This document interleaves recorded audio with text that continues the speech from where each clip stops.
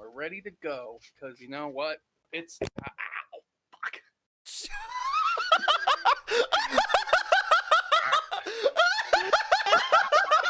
The mics were hot during that too. That was Yes. That was fantastic. Oh, I wish the cams would have been live. I wasn't quite fast enough, but it was still great.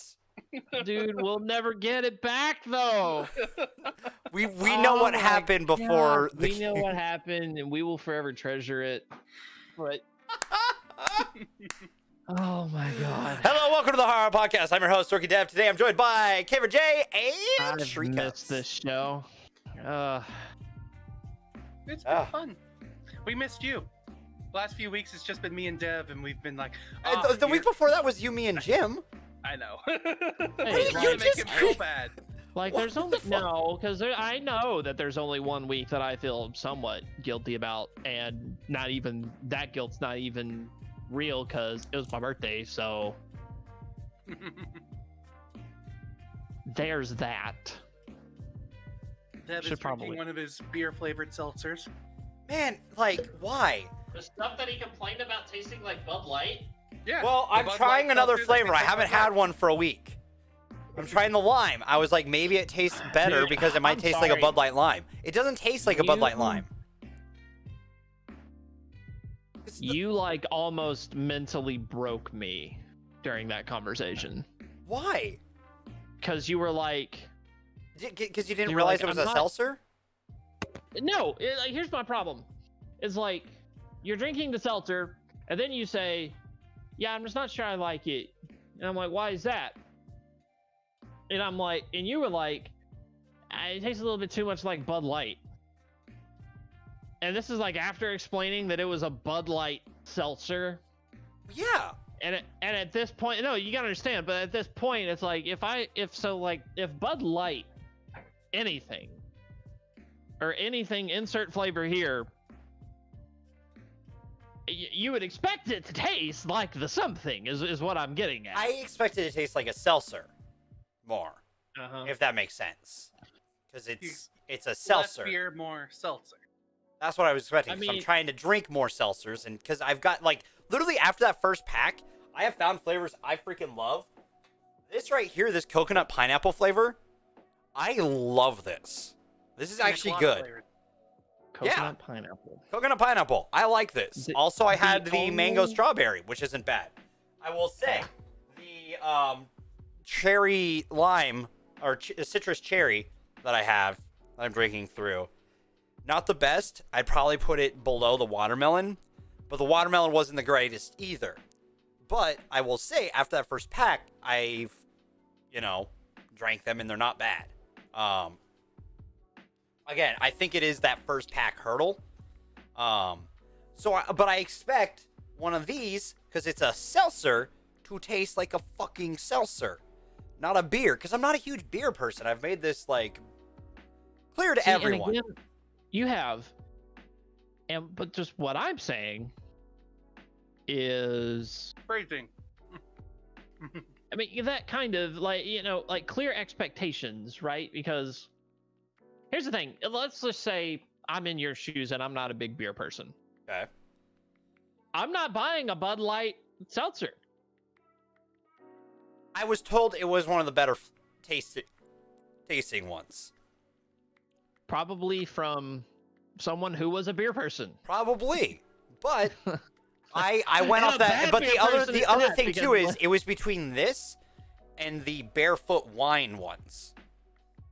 Barefoot's pretty terrible. So some of them. Well, like, I'll tell you what. I'll actually go ahead and say most of them, because the only ones that I even like are any of the Barefoot White Moscato. I can kind of tolerate a pink, and the only reason I even know that is because Tiffany buys a lot of it, and then that's kind of it. So any kind of thing with the white that's a decent white, I'll deal with. That's the extent of my wines. And what's funny is that people who are wine people are like, oh, but reds are where it's at because you can have those with steak and all this other stuff. In which that part I have to agree with, because I did out of spite try to pair a white with a steak once, and it wasn't great. It wasn't a good decision. Like, I kind of like wine myself. Sorry. You want to say No, go ahead. Jeff? Go ahead. You guys are on the wine topic. I'm gonna divert if I talk. I was about to say, I kind of like wine. Wine and tequila, when I was on my paleo diet, were the only alcohols I could drink because they're the fruit-based alcohols. One comes from agave, one comes, grapes. So they're like, try it. It's healthier. It's not really, but. But say, like, didn't you throw up the other night from too much tequila? That's a possibly different thing, but yeah. I did throw up the other night because I drank too much too quickly. But I like wine. Frankie, thank you for the 10-month. Mainly white wine for like going out and partying. Like, I would buy a bunch of barefoot white wine to go to parties and be like, "We're drinking this tonight, bitches," and it worked out because I hung out with mostly women in college. So, and some of them were bitches. So, a lot of them were good female friends though, which I still talk to this day. Fair enough. So on the topic of it, if it's got seltzer in the name, okay, and that's what you're trying to sell, right? Yeah. Don't you? If you're trying to buy a seltzer, wouldn't you want it to taste like a seltzer? That's my thought process on it. So I don't know enough about seltzers. I haven't tried enough to understand that there is, in fact, a seltzer flavor to things. If that makes sense. Club soda. Well, it's not even club soda. I actually have never tried club soda in my life. Actually, fun fact.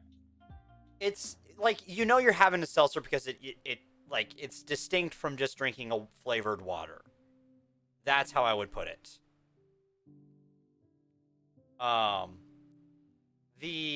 Okay, listen, Steven, you haven't played this season yet. I saw it and I'm like, It's been. It has been fun. I would have kept that conversation text-based, and then you had to poke your little troll nose in there and do that. Yeah, I'm sorry. You're in the wrong here, Steven. It's actually been a lot of fun. You have to have friends to play it with. And I've had it downloaded since you downloaded Dev, but no one ever asked me to play it. You had it! Also, we've told you multiple times. I know that we need we've all listen you. Also, just be like, hey, it goes two ways. Do you want to play Destiny, Devin? Do you want to play Destiny, Jay? You don't ask us. Half the time we assume you probably don't like it because you've never said anything about it. We're less than 10 minutes in, and this is the trigger subject. Let's go, motherfucker. Oh my god. Guys want to play Destiny sometime? Yes! Sure. Yes. Duh. No shit. Oh my gosh. We could do Gambit. So there's four of us. We could do Gambit. Oh my god, we have a full team for Gambit. We have a majority team for Crucible. How about we already have we already have a clan started. So there's several of us in there that still play. Have so many Danielle plays Destiny, Steven. You can ask Danielle to play. Oh. Oh. Look how proud of himself he looks right now. He is so proud of what he's done right now. He is so proud of it. Okay, my question, do you have the DLC? I'm about to buy it right now. Oh my god. Frankie asked if I wanted to play, so sure. No, fuck you! I asked you to play games all the fucking time! Hell, half the time, you are waiting for me to ask. Just ask me! Excuse me while I go into my Minecraft realm and completely obliterate your mind. Just pardon me for a minute. As long as just don't destroy everything. Leave the community center. That's what I'm I'm Yeah, working we've going actually to, no, like- actually talking about that Minecraft world. We've done a lot. It's pretty rad. And I'm also only kidding because I honestly, here's the thing. The darkest parts of me was always tempted to go in and like really fuck with some stuff. But then I watched you guys build the lighthouse and I'm like, I know they'd work too hard for this. It looks so cool. I can't do it. Blue said the only thing he would really do to like property is just add doors everywhere. Like that's the thing. Blue's that kind of troll. He's not gonna damage your stuff. He's just gonna inconvenience you. The only thing that I would never actually utterly destroy things, but I would probably go a step further and do like sticky piston lava traps where you wouldn't expect them. That would be mean. Frankie, buy the DLC. I'm gonna be buying the new DLC easily because also the stranger is coming back. What the fuck? So it's confirmed. So you saw the trailer, right? Was it confirmed? I did see the trailer, but that with the writer. The trailer never explicitly confirmed it to me that it was the stranger. It looks like the stranger. It talks like the stranger. It's the stranger. Listen, I mean, and more than likely that is correct. But until I get like a solid, like, yeah, this is the person, then I'm just going to assume. Okay, do we really need to add anyone else to this game? We have so many characters. No, but it's Bungie. They have questionable decisions on their track record with this. So until it comes out and I see it, then yeah. And Steven, the most recent expansion is Shadowkeep. So ideally, the base game I think comes with the expansions up through Mars, I believe. Because then go ahead, sorry. Well, and then you have Forsaken, and then you have Shadowkeep. Yes. Yeah. Looking at the Steam library right now, I'm confused because they have two different bundles. One of them involves it's called the Season of Arrival Silver Bundle. Okay. And I was like, "What is this?" And that bundle is $75. I'm not gonna get that bundle. No, I don't need that. No. And it's $25 more expensive than the just getting Shadowfall or Forsaken and Shadowkeep. So I'm just so Shadowkeep and Forsaken are bundled together. It's like the Ultimate Edition. Yes. Okay. And it's $50. Yes. That's pretty cheap. How much is the DLC on its own, by the way, Jay? The Shadowkeep. That's the new one, right? I think it was $30. Shadowkeep on its own was like, and so was Forsaken for this matter, like $40. Like I think both were $40. I remember that because you pitched for my Forsaken, and I was like, "You motherfucker, why'd you do this?" Because then we started playing for a little bit. Both for $40. Yeah, absolutely. And on top of all of that, you did it live on a HarHar, didn't you? I remember that now. That was like a HarHar, like yeah, I did. When that came out, and I was like, I saw a notification pop up. I'm like, "You bitch." I 100% did do that. Okay, this isn't good. So and then Steven, so what Season of Arrivals is basically, the simplest terms is, think of a Fortnite Battle Pass season. Yeah. Oh, okay. So as you're playing the game, like when you're gaining experience, you're gaining levels in the Battle Pass, and you get perks for level. And you can just buy the pass for 10 instead of buying you can buy the pass for 10. Here's my problem with the pass is that this is the first time that they did anything like this, or at least to my knowledge. I think they did it with last season too. There's some story bits that are actually pay locked behind purchasing the pass. Literally everything else is already free, that activities wise that you can do, but there's a weekly quest that adds cookie crumbs more to the story each week. That's what's behind their little paywall with the pass. That, and every level you get something if you level up the pass. Yeah, and you get an exotic from the get-go and a new set of armor based off your light level. Like, it jumps you up like 20 light. Like it's not a bad $10 spent, but like, I'm not a huge fan of certain things being put behind a paywall. I still paid the paywall because I was like, man, I'm getting back into this game. I'm a little bitch. I'm going to pay. Can I transfer my PS4 information to this? Yes. Cross save is a thing. Cross play is not yet. Like, so I don't want to play with other PlayStation people. I just want to play on my old account where I've unlocked. Yeah. No, absolutely. Wait, if I set And it up, could I connect my old PlayStation 1 character to my PC Destiny 2 character? Or PlayStation 4 Destiny 1? Oh, damn it. I knew what you was talking about. No. That'd be 772. nice. Considering that you start, I think at 750. Yeah, that's not a bad. That's not a bad day so far. No, that's a good jump.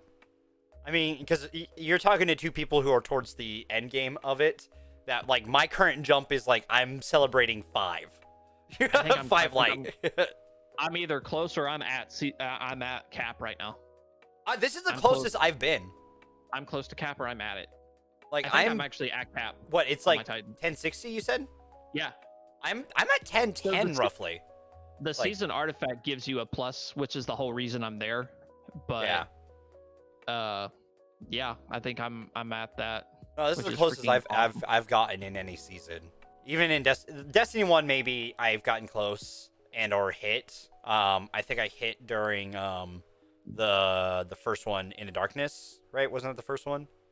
Or Expansion? the moon? Yeah, something Darkness, right? The moon one, the moon raid. The Rhoda? dark. Are you talking Dark about Below. Destiny just in general? Yeah, Okay, Destiny 1, Dark 1. Below. Yes. That was the closest I got, I think, to light cap, other than like beginning of game. That's when my luck turned to shit. Was at that one, I got like, dude, my luck I got is so to the great. top. I was right there. The next, the next month was me trying to hit the cap and getting nothing, and then my friends slowly weeding out, disappearing. Me being like, well, they're not here anymore. Why am I gonna play?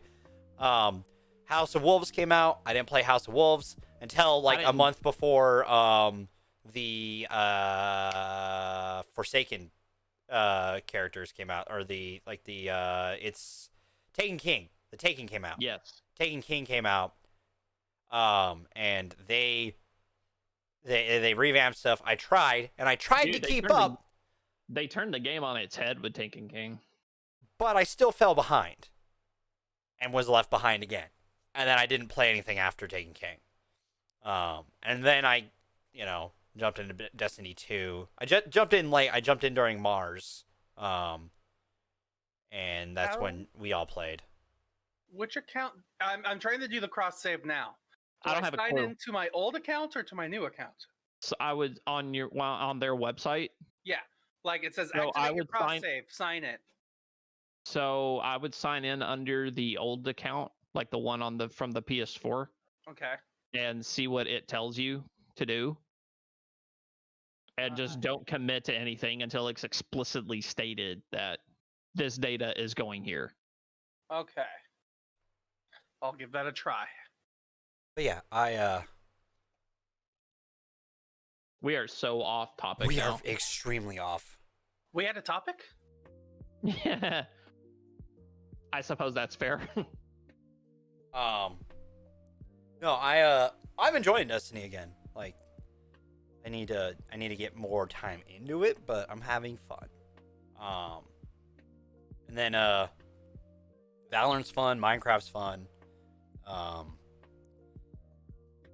I'm playing a shitty game that no one really cares about as well. On top of that, no one really cares about it. I don't even know why it's on my YouTube.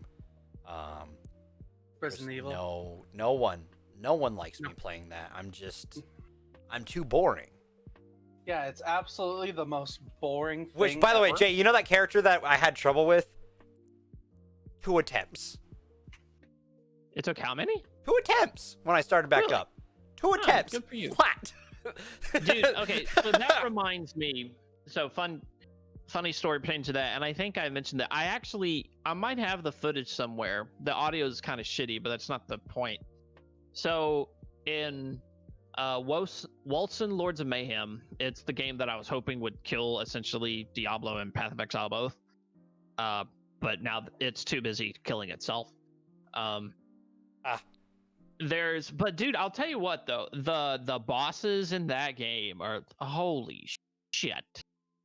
The Act 1 final boss that you fight, I just got hammered into the ground every time. I was like, what the heck, man? And my brother-in-law was visiting one day, and I was just like, "Hey, yeah, dude, watch how stupid this is."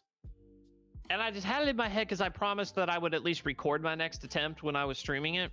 And I was like, "All right, we're gonna just record this real quick," and I did it, and I beat him on the first try flawlessly. Why is that? How do we do that? Like, we leave something, because I did the same thing with God of War, the first one. For some reason, I got trapped on that. You know that part when you run into Cerberus? Like the first Cerberus, and it keeps spawning more and more and more? I couldn't get past that for some reason. And I left the game for 3 fucking months. And then I came back. Nothing. So it was nothing. There's actually, I don't know the name of the effect, but there actually is a subconscious mental process, I think, that takes place in the brain that when we're vexed with the problem, that even if we're not actively thinking about it, subconsciously we're trying to work out solutions. Like, it doesn't work for, like, it doesn't happen with like every problem you run into, but like things that you like fixate on for a while, and then it's just kind of this residual effect of it. And then that's why you can come back and be like, hey, yeah. So it's like, for me, this is actually really handy for my career, like where I'm an IT guy and I face a problem that's like stupidly hard or it takes me stupidly long to do. Now the problem comes up and it takes me a few minutes. Is that why? Like, could that explain my, like, if I rage, like, at comments and stuff like that, like, my brain just goes like, hey, we're going to process this in the back burner. You just keep being angry, buddy. And then I come back being like, you know, weirdly good at stuff randomly. I was in high school. I took psychology, which I know isn't much because that was 8 or 9 years ago. But like, Jay's kind of right. But the only reason I remember it is they used to tell me that if you fall asleep, like if you go to bed studying and you're like so focused on studying, the next morning you will just be better at studying. Like if you go to bed doing something, your mind will still be in the cycle of I need to do this. So it'll like defrag itself while you sleep to be able to do that task just slightly better. Defragging is a pretty appropriate term for that because it's getting all the useless junk out of the way and you subconsciously reorganize your thoughts to be more efficient. That's so weird. It's always fascinating me because I do that a lot, honestly. Like, that is one of the things I've done several times, like just streaming. Like, I'll be like, I don't know how to do this. I'm just going to leave it alone. And then I'll come back and do it. The only thing that hasn't worked for yet is Through the Fire and the Flames. Oh man, we got so close to that once. Me and my friends did. On what level? Oh, expert. Like we. Oh, I can't do it on hard yet. I don't know why. Like, it's just like I accomplished it. See, that was the thing. See, I was just like, okay, cool. It was kind of one of these things. I beat it on hard once, and I was like, cool. I beat it on hard now. Now let's go to expert. And so I beat it on hard the one time, never tried on hard again, and always was trying expert. Well, see, my plan is that, like, I will, if I beat it on hard, I bump my game from now on to expert permanently. Yeah. Because that is, I've done pretty much every other Devil 5, like, song on there. And beaten it on hard. Except for that, like, even, like, you know, Run for the Hills, shit ton of other ones that are on there, like, that are just, like, heavy metal ones and stuff like that. And I've beaten them. My Curse is a good one. But that fucking song. Yeah. Stumps me. And I've gone to bed thinking about it. I've raged about it. It's the crux of my life. Do you watch these people that like not only beat that song in high 90s to 100% note rate, but also like have it speed bumped? See, that's my next goal. If I do the if I beat it on expert, that's the next step, right? Is speed bumping it, or taking it so that it shows up less, because then you have to do it a little bit from memory. Because you can do that. You can speed bump it, which speed bump is also how you get to gold stars on most songs, because it's coming at you faster, so you need to react better and all that. Yeah. Expert with that is how you get, like, gold stars all around. We me and my friend Travis, you were talking about songs from memory. Our favorite song ended up being Bulls on Parade, because me and him could play it on expert, and then we would turn our backs to the screen and just and I mean, whole song. We could do the whole song from memory on Guitar Hero 3. It was so satisfying because we were at a lock-in once. Our IT class was doing a big games and all sorts of thing, and that came up, and we looked at each other like, "You ready?" I said, "Yep, let's do it." And we kind of in unison turned our backs on the screen and just showed off. It was so much fun. No, yeah, The only thing we really proved was we had no lives, but hey. That's still proving something. No, for me, it's that, like, there's a few songs that I can kind of do that with. And there's also songs that I care less about. I still really enjoy, but I'm more going to make a show out of. That is the song that I need to beat. Like, my brain just goes into... I don't know if I overthink it, though, is the other problem, because it's like... It's triplets, sort of, right? Because it's 1 2 3 1 2 3 1 2 3 1 2 3 with the notes. You hit the 3, there's a small pause, 3 pause, 3 pause. Those are actually 16th notes with the last 16th note cut off. Thank you, Mr. Did you minor in music? I was majoring in it, and then I switched. I know you switched, but oh, okay. I never got the minor. I'm sorry. I'm sorry. I'm not a professional in music too. God, why do we keep? Jeez. But like, again, I'm either gonna do Rock Band tomorrow morning before work or Sunday, after laundry. But like, because I've got the hair for it now.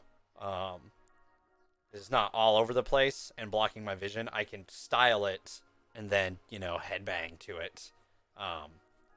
Like, I could just do the front part and then leave the rest, and then it'll slowly evolve itself into, like, looking like I was in a concert for 4 hours. That's usually also how long I play, for some reason. I play, like, 3 or 4 hours worth of Rock Band. And do what you know in the way you know how, so... Which is just, it kills your hands at the end. Oh, 100%. 100%. All right. My food just showed up. Hang on a second. All right. Holding on. I'm waiting. I'm just kidding.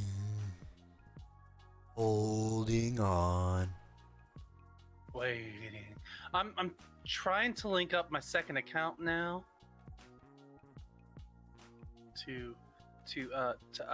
I'm trying to link my Steam account. Let's see.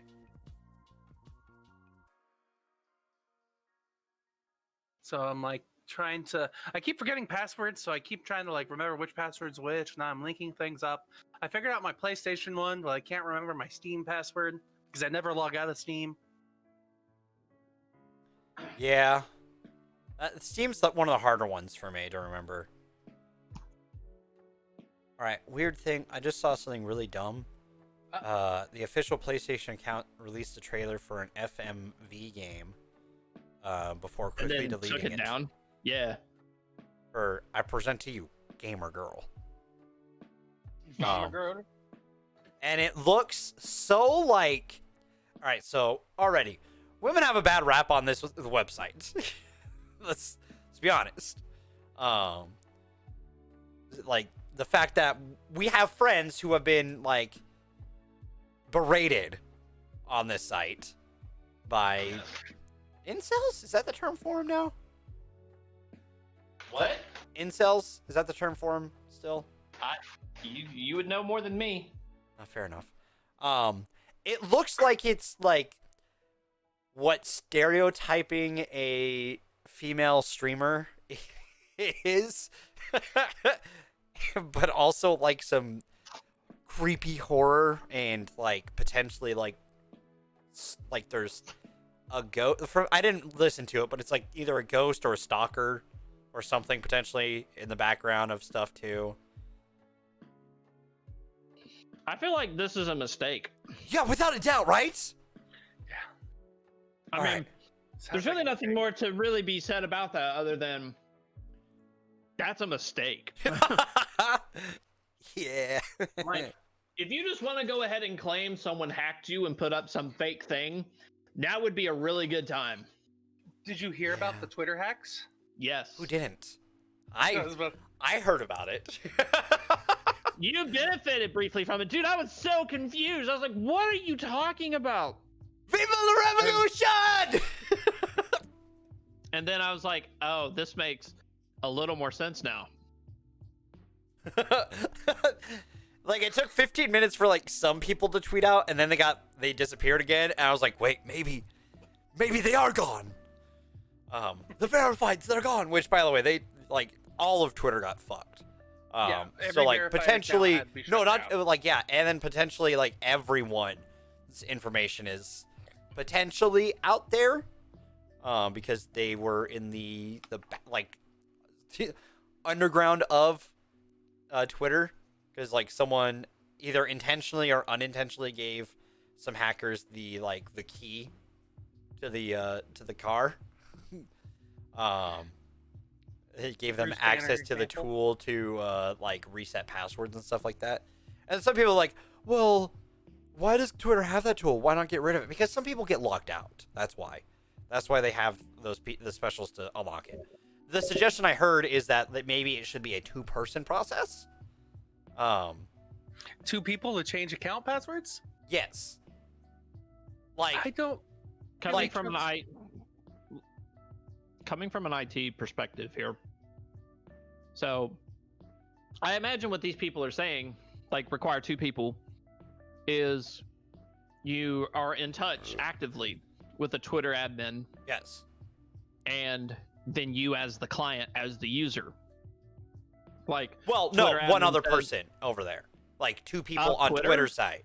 So that it's, like, 2 humans authorizing the password change. And not just, like... Because, I mean, it's kind of automated in a way. Because it's probably a person being, like, just a quick look, being like, oh, yeah, the password, they need to change, yada, yada. The generic password thing... Like, you forget your password. You click the forget password. It sends you a password reset link to the email. Right? Yes. So, right there, that's the end of Twitter's security.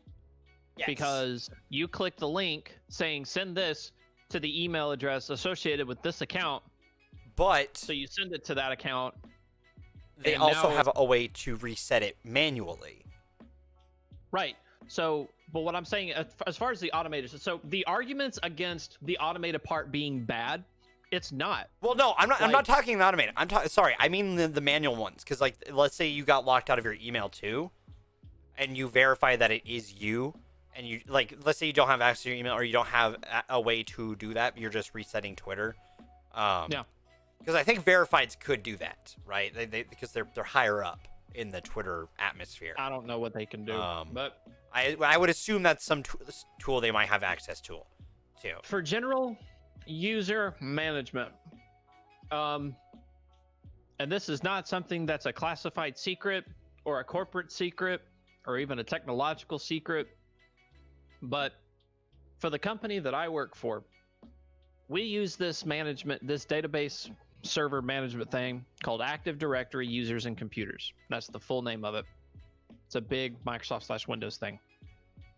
I can go to any, and I mean any, user within the company, regardless of their rank or position.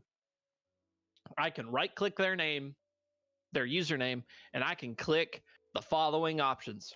I can click lock account. I can click reset password. I can click unlock account. I can click delete account. I can move the account from one OU to another. That's organizational unit. And so with all of these things, the fact of the matter is, whether or not there's 1 or 2 people doing it, that won't. Well, because all the tools they're investigating to see if it was nefariously done from the inside. Because they're investigating if it was nefariously done, and also because the hackers who did it had access to that tool. Yep. So if someone else there could be like a second person hitting the yes button, creates that like extra thing, because like essentially what they did, from my understanding, is potentially just went like reset password this way, yes, because they had access to it. Probably, like on their back end, it's probably something very similar. But my point is like the suggestions of, you know, stuff like that is about as secure as they can make it, because with the way encryption works these days, it's almost like a black box. Like you can't see the real data without a really specific like data key and all this other stuff. So yeah, basically the investigation, I would not be surprised at all if it yielded that, yeah, this was inside, they've been found, blah blah blah. Oh, that'd be lovely. Because, you know, for whatever reason, I mean, it can happen to at any point. You know, I mean, it's not this impossible thing, or even a more horribly unheard of thing. I guess it's just the first that it's happened to Twitter, I guess. Mm-hmm. But I mean, with the state of the world these days, I mean, come on. Yeah. I've been seeing like theories that it's the Russians. I seen that one too. I was like, already this quickly? It's Russians theories that fast? I want to make a joke, but at the same time, making that joke makes it sound like I lean away, that I don't want to be sounding, because I was gonna go like, well, because it's always the Russians, you know, that's how they always get you. Always. See, and that's the thing. If a national power wanted to hack anything, why are you bothering with Twitter? Well, I mean, with how much some world leaders, not to name any, use it, there might be like drafts and stuff like that, which are just sitting in there, which could be themselves incriminating, no, or listen, messages to people on there. Yeah, that's like motivation for, like, I would even go so far as to say that that's a political party motivation. Like, never mind a separate national power, just political within our own nation for that. But like I say, it's all about like what you're looking for. Like if you're a national power and you're gonna expend resources for a division of people to say you're gonna hack into this target, all I'm saying is like there are better targets than Twitter. But it might be an easier target. Twitter, yeah, maybe, but because like from what it sounds like someone just either made the biggest mistake of their career and probably never going to have a job in that industry for a few years. They're going to jail. Well, no, I'm saying like jail. I'm saying like if they accidentally gave it away. It doesn't matter. They can if they get there's grounds to charge. Well then, like if nothing else, they're getting sued. Okay, well yes. Like I'm not going that far. I'm saying like minimum, like, you know. The minimum is they're blacklisted, 100%. Yeah, minimum. Yeah. Worst end, someone purposely gave it to them for nefarious reasons, for something like that. You like again, that's why there's two options for what happened, either accident or not. I mean, and there's a scale of those, but you know, where those are the two simpler options. I don't see there being like, from what they've released, that seems to be what it is. What, it's like an inside job?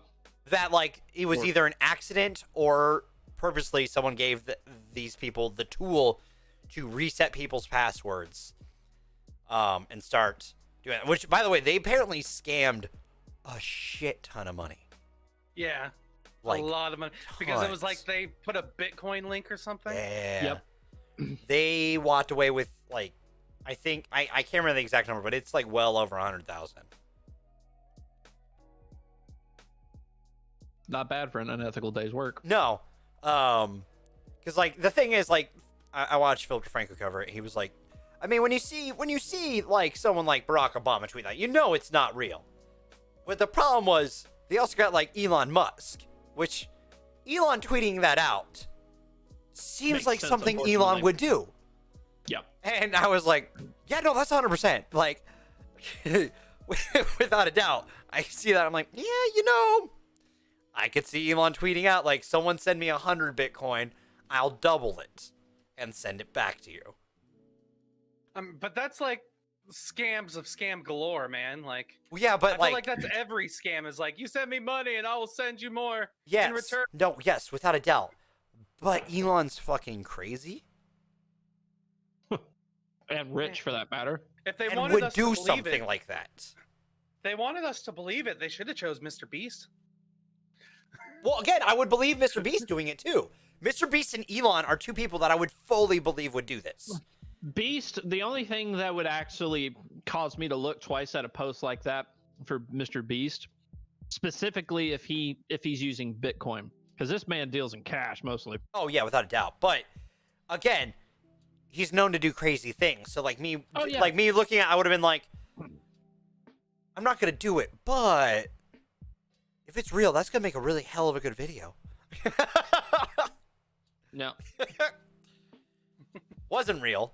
Multiple, like, the reason why like other people should have easily known is that it was multiple verified users, including the former president of the United States.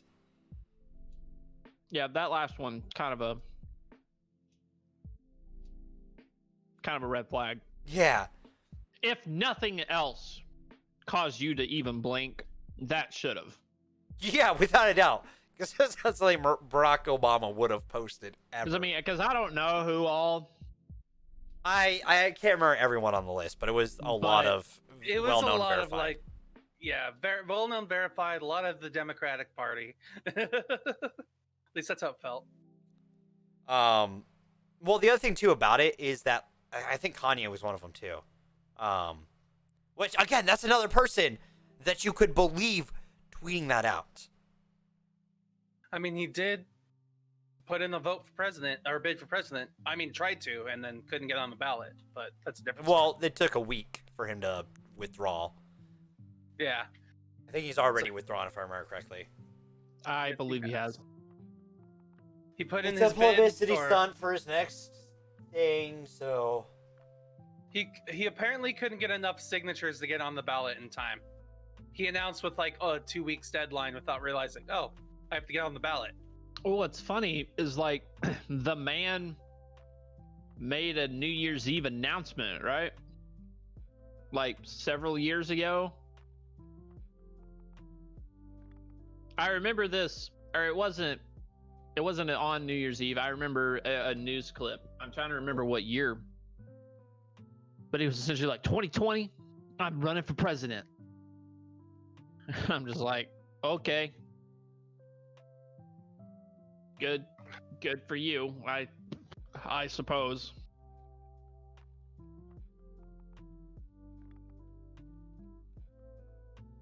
I'm a little distracted. I'm trying to get through the tutorial of Destiny 2 real God fast. damn it! Just the tutorial. That tutorial's long. Are you doing? I'm getting the ship right now. Okay. Like the cutscene for the ship is happening. See, because I was always. So wait a minute. Then don't your know old account didn't transfer over. It transferred all of my names, and I have 750 on 2 out of my 3 characters. So, but you just tuned in to one of those characters. Hmm. Hunter? And it threw me into the starting tutorial. Hunter? So had you played Destiny 2 God damn on it. PS4 Oh, you at fucking- all? I was Titan. I'm sorry. Oh, still. I usually choose Warlocks, but you're the Warlock, so I chose Titan. And I'm a Titan too, so it's okay. You can pick a Like, Warlock. multiple- Pick Warlock. If you want to play Warlock, that's fine. I'd like it because I like warlocks. We're fun. We'll We're good say people. we're not starting on content where different classes and abilities are going to make or break us. Destiny 2 titles. This game doesn't do that anymore, honestly. It In that sense. not near as critical as Destiny 1 did, but there are still times where like you want this or you want that. That make it easier. You can still get past without it, but it makes it like Ward of Dawn for a Titan. Yes. To give survivability, like you need that. Or like with thankfully with warlocks, it's not so much class, it's just to make sure at least one of your warlocks has healing rift on. Yes. And with good class ability recharge times. Yes. Which I have stupid class I have stupid your intellect is so high. I'm smart. Your intellect is so high. Your super comes back so quickly. It's just it's so quick for me to go sing. Okay. Sing. See, but then here's my Titan with a built-in melee recharge depending on which class I'm using. Yeah. Well, the other great thing is if I'm wearing my wings, I can also just hover and shoot. I love being able to hover and shoot. I don't know why. I see too many Vanguard playlist instances where freaking Airborne takes additional damage to where I don't like that. I don't care. I braved the storm. I did it on that last time we did it. We need to stop talking about Destiny because I'm thinking that's just something we just need to play tonight. I don't know, man. Shut up. You know that's exactly what you want to do tonight. Still just opening things up. People are talking. He just said this is my destiny in the game. Anyways, I haven't even asked how's everyone's week been. Shitty. I'm glad it's a weekend. All right, you know what? I'm gonna make myself a drink later. Sorry. Go ahead. No worries. Mine's been kind of hit or miss, because like I've had good moments. Like I finally got my diploma sent to me after 3 years, but I feel like it's a little late. Yeah, partially. But I've also had things like arguments with my family that have made me really upset. Dude, you have. So, no. Those are fun times. No, they're not. I won't even acknowledge that sarcasm. Yeah, I mean, you just did. Like, they won't allow it. Okay. All right, fair enough. That's different. Yeah, and other than that, I've been working and making videos for Dev. So that's been my. Thank you. You're welcome. I like the highlight video that came out today. I didn't get the chance to check it out yet.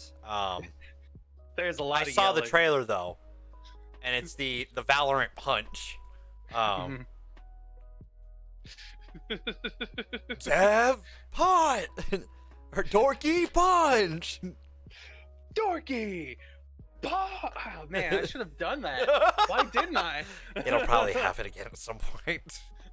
This is just planting the seed for the inevitability of me playing a game and going, ah! I need to stop hitting this though. That's why I need to get that fucking stupid punching bag set up again. I have one. It's just it doesn't stay up because if I hit it, it falls off. And into your drinks and all over the keyboard. I didn't hit the keyboard. Fuck, I'll be right back. Fuck. I hope the stream doesn't end. Like the alcohol gets to the computer. Wait, what happened? Wait, he punched his punching bag and knocked over his drink, trying to He was trying to show an example of why he doesn't have his punching bag on his desk. Oh, he's running off on the floor. Oh. Welcome to the tower. What? Right. Oh. Man. Oh. You guys talk about something. Yeah,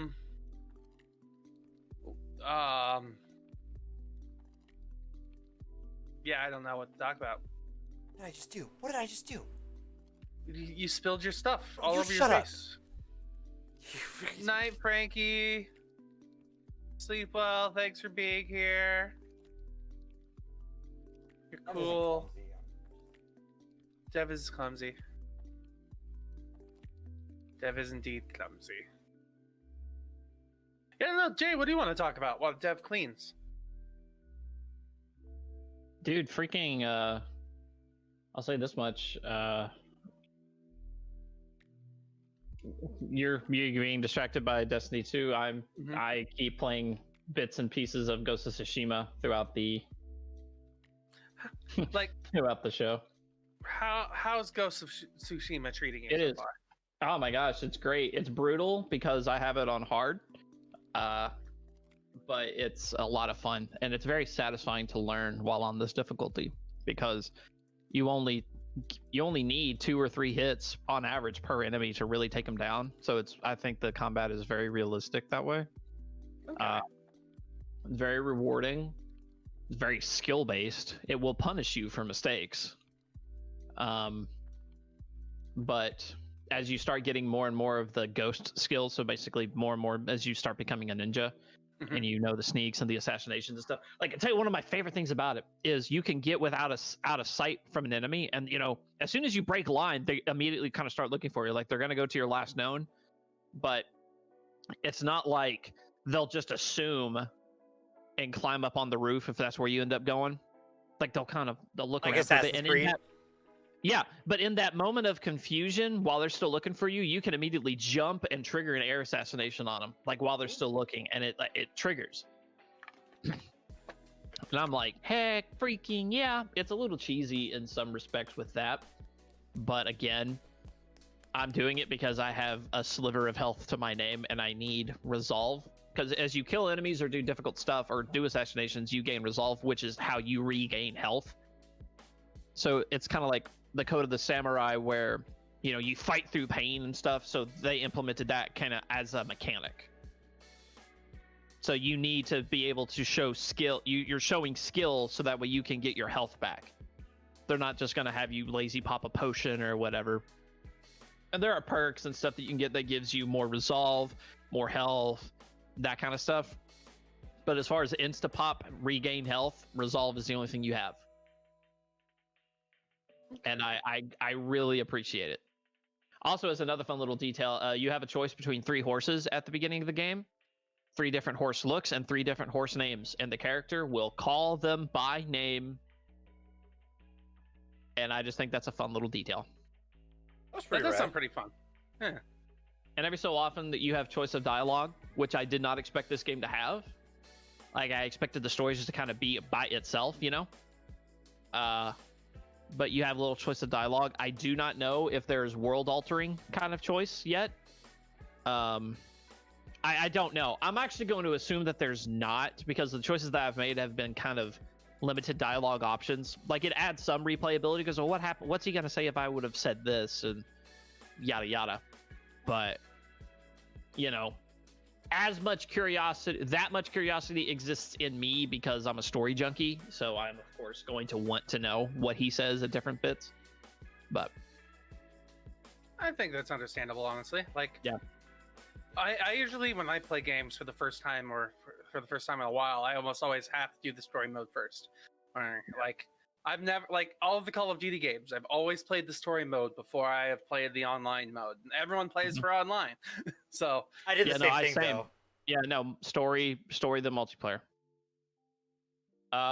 So, and the whole island itself, because it's Tsushima Island. And there are 3 zones of Tsushima Island. And each zone is... I've played for a little bit today, and I've only unlocked probably, this looks about just shy of a 5th of the first zone. It's not like overly huge like Witcher 3's map, and which they said up front, it's like, we're not gonna overload you with too much stuff. It's gonna be a nice blend. So, but yeah, it's really good so far. I say that as I just die. I unpaused it and was like, I can at least get off this roof, and I just got pegged by an archer. I'm like, well, I can't talk to this guy, but he has a crown over his head. Which guy? The legendary Titan. Oh, Zavala? Saint 14. Oh. Saint 14, you don't deal with him anyway yet. Yeah, you got a ways to go before you fuck with that boy. Like, I'm not even to that point yet. I mean, I could be if I like played more Crucible, but Okay. I have no interest. Yeah. He just has like a crown over his head, and he's like, but I can't talk to him at all. So it bugs me because I hate notifications. Jay, And it's just. Go ahead. Sorry, I was gonna say, then it's just a permanent notification over him. So, Yeah. There. Jay, would you suggest playing through the Witcher series? What I suggested? Yeah, all three. Here's the thing. All three. So your first one is going to be a rough experience. Because even back for its day, people's biggest complaint was the combat mechanics in it.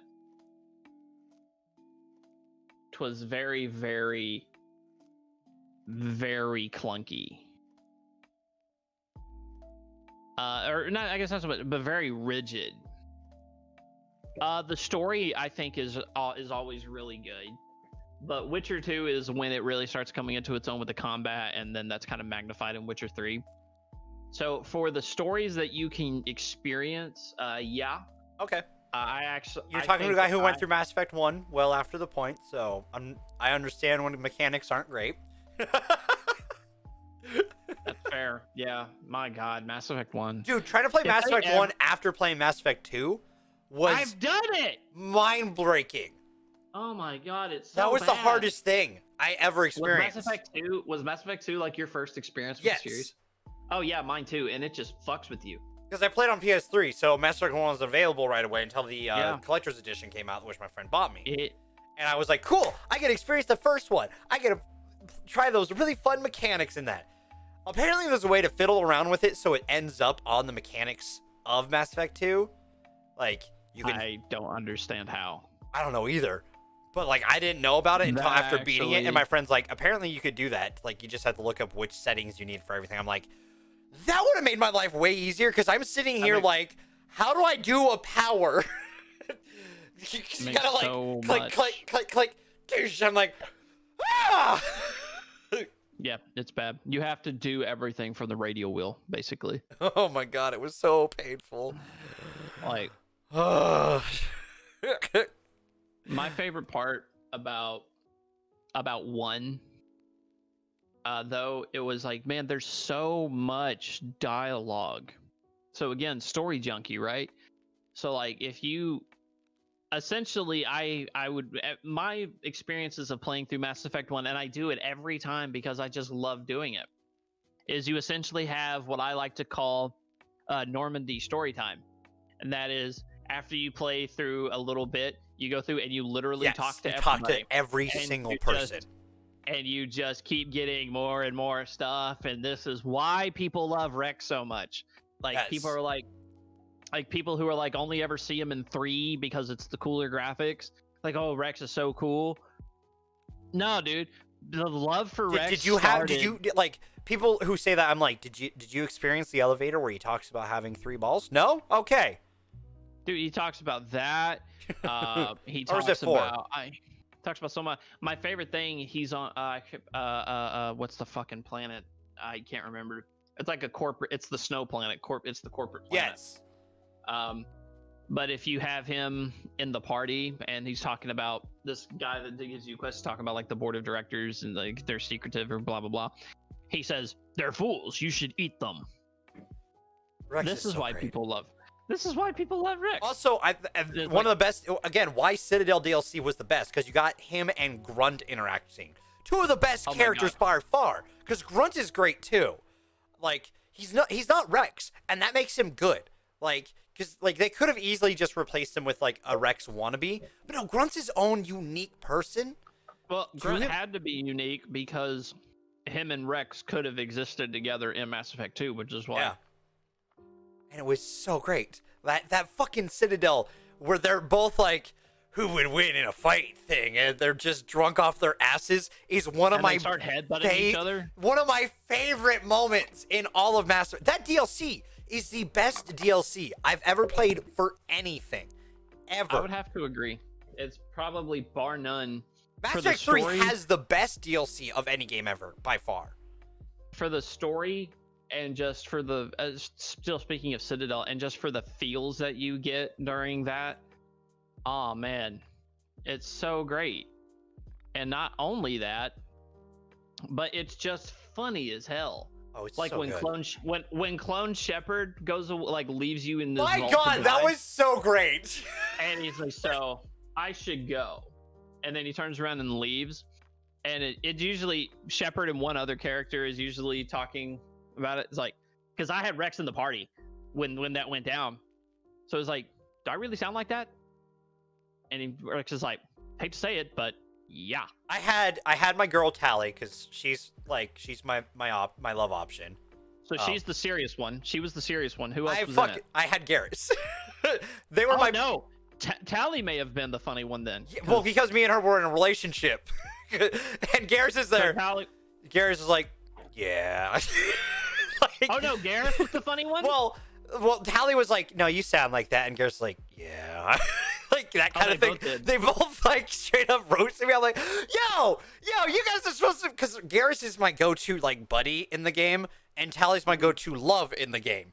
And then some of my favorite interactions are like all three of us, like them drinking together at the bar in 2, and then me walking in. I'm like, aw, it's my best friend and my girlfriend hanging out, and we're all having fun. Because then you join the drinking and all that, because you can make the drinks now. I'm like, oh yeah, I'm gonna be barkeep all of a sudden. Like, yeah. Are you sure they weren't cheating on you? No, because Garrus doesn't do that to you, because the dude is literally like, if out of any... I have a story. I have a story about this exact scenario, actually. It's so great. So,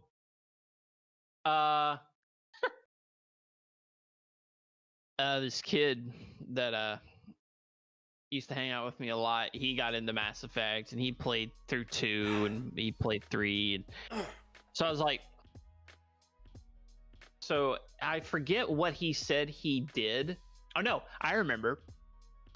He was like, he was female Shepherd trying to romance Tally in 2, which, if I remember correctly, actually was not an option. Yeah, it's not an option in 2. I don't think it was. I think it may be an option in 3, but it wasn't in 2. It is an option in 3. I don't think it's an option in 2. 2, the only female relationships, I think it was Liara, and Jax, I think. And that's Jack.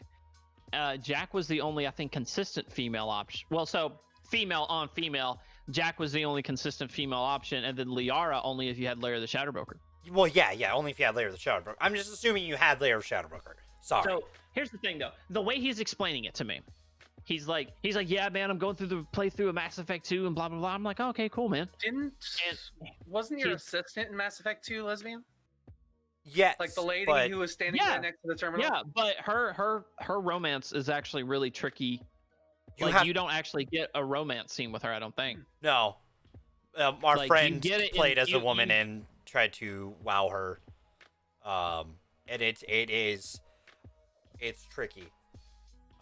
Is it even possible? Because I don't think it is. I don't think a scene ever takes place. There's not a scene with her, but you can be in a romantic relation. I think the closest to a scene you get is her walking in something skimpy, but that's it.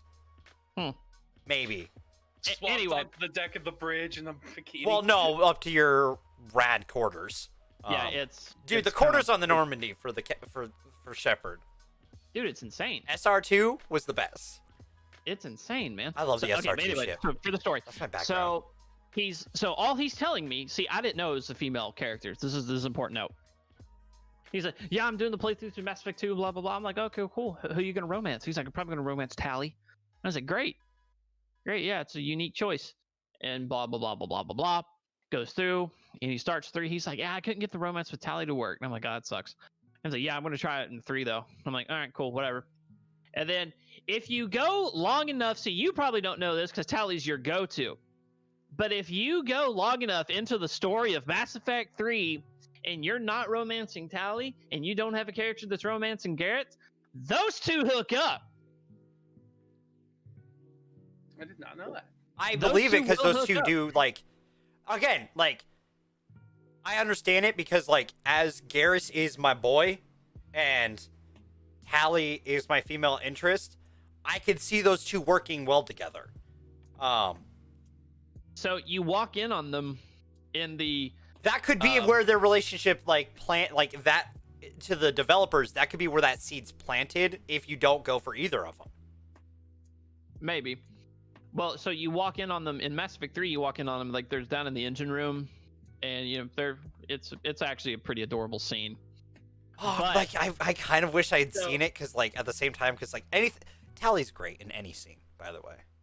Yeah, but this this kid he's playing through it, and I get a text, and he's saying, Garrett stepped in on my girl, man, like in all caps is what the text said, and I'm like, what are you talking about?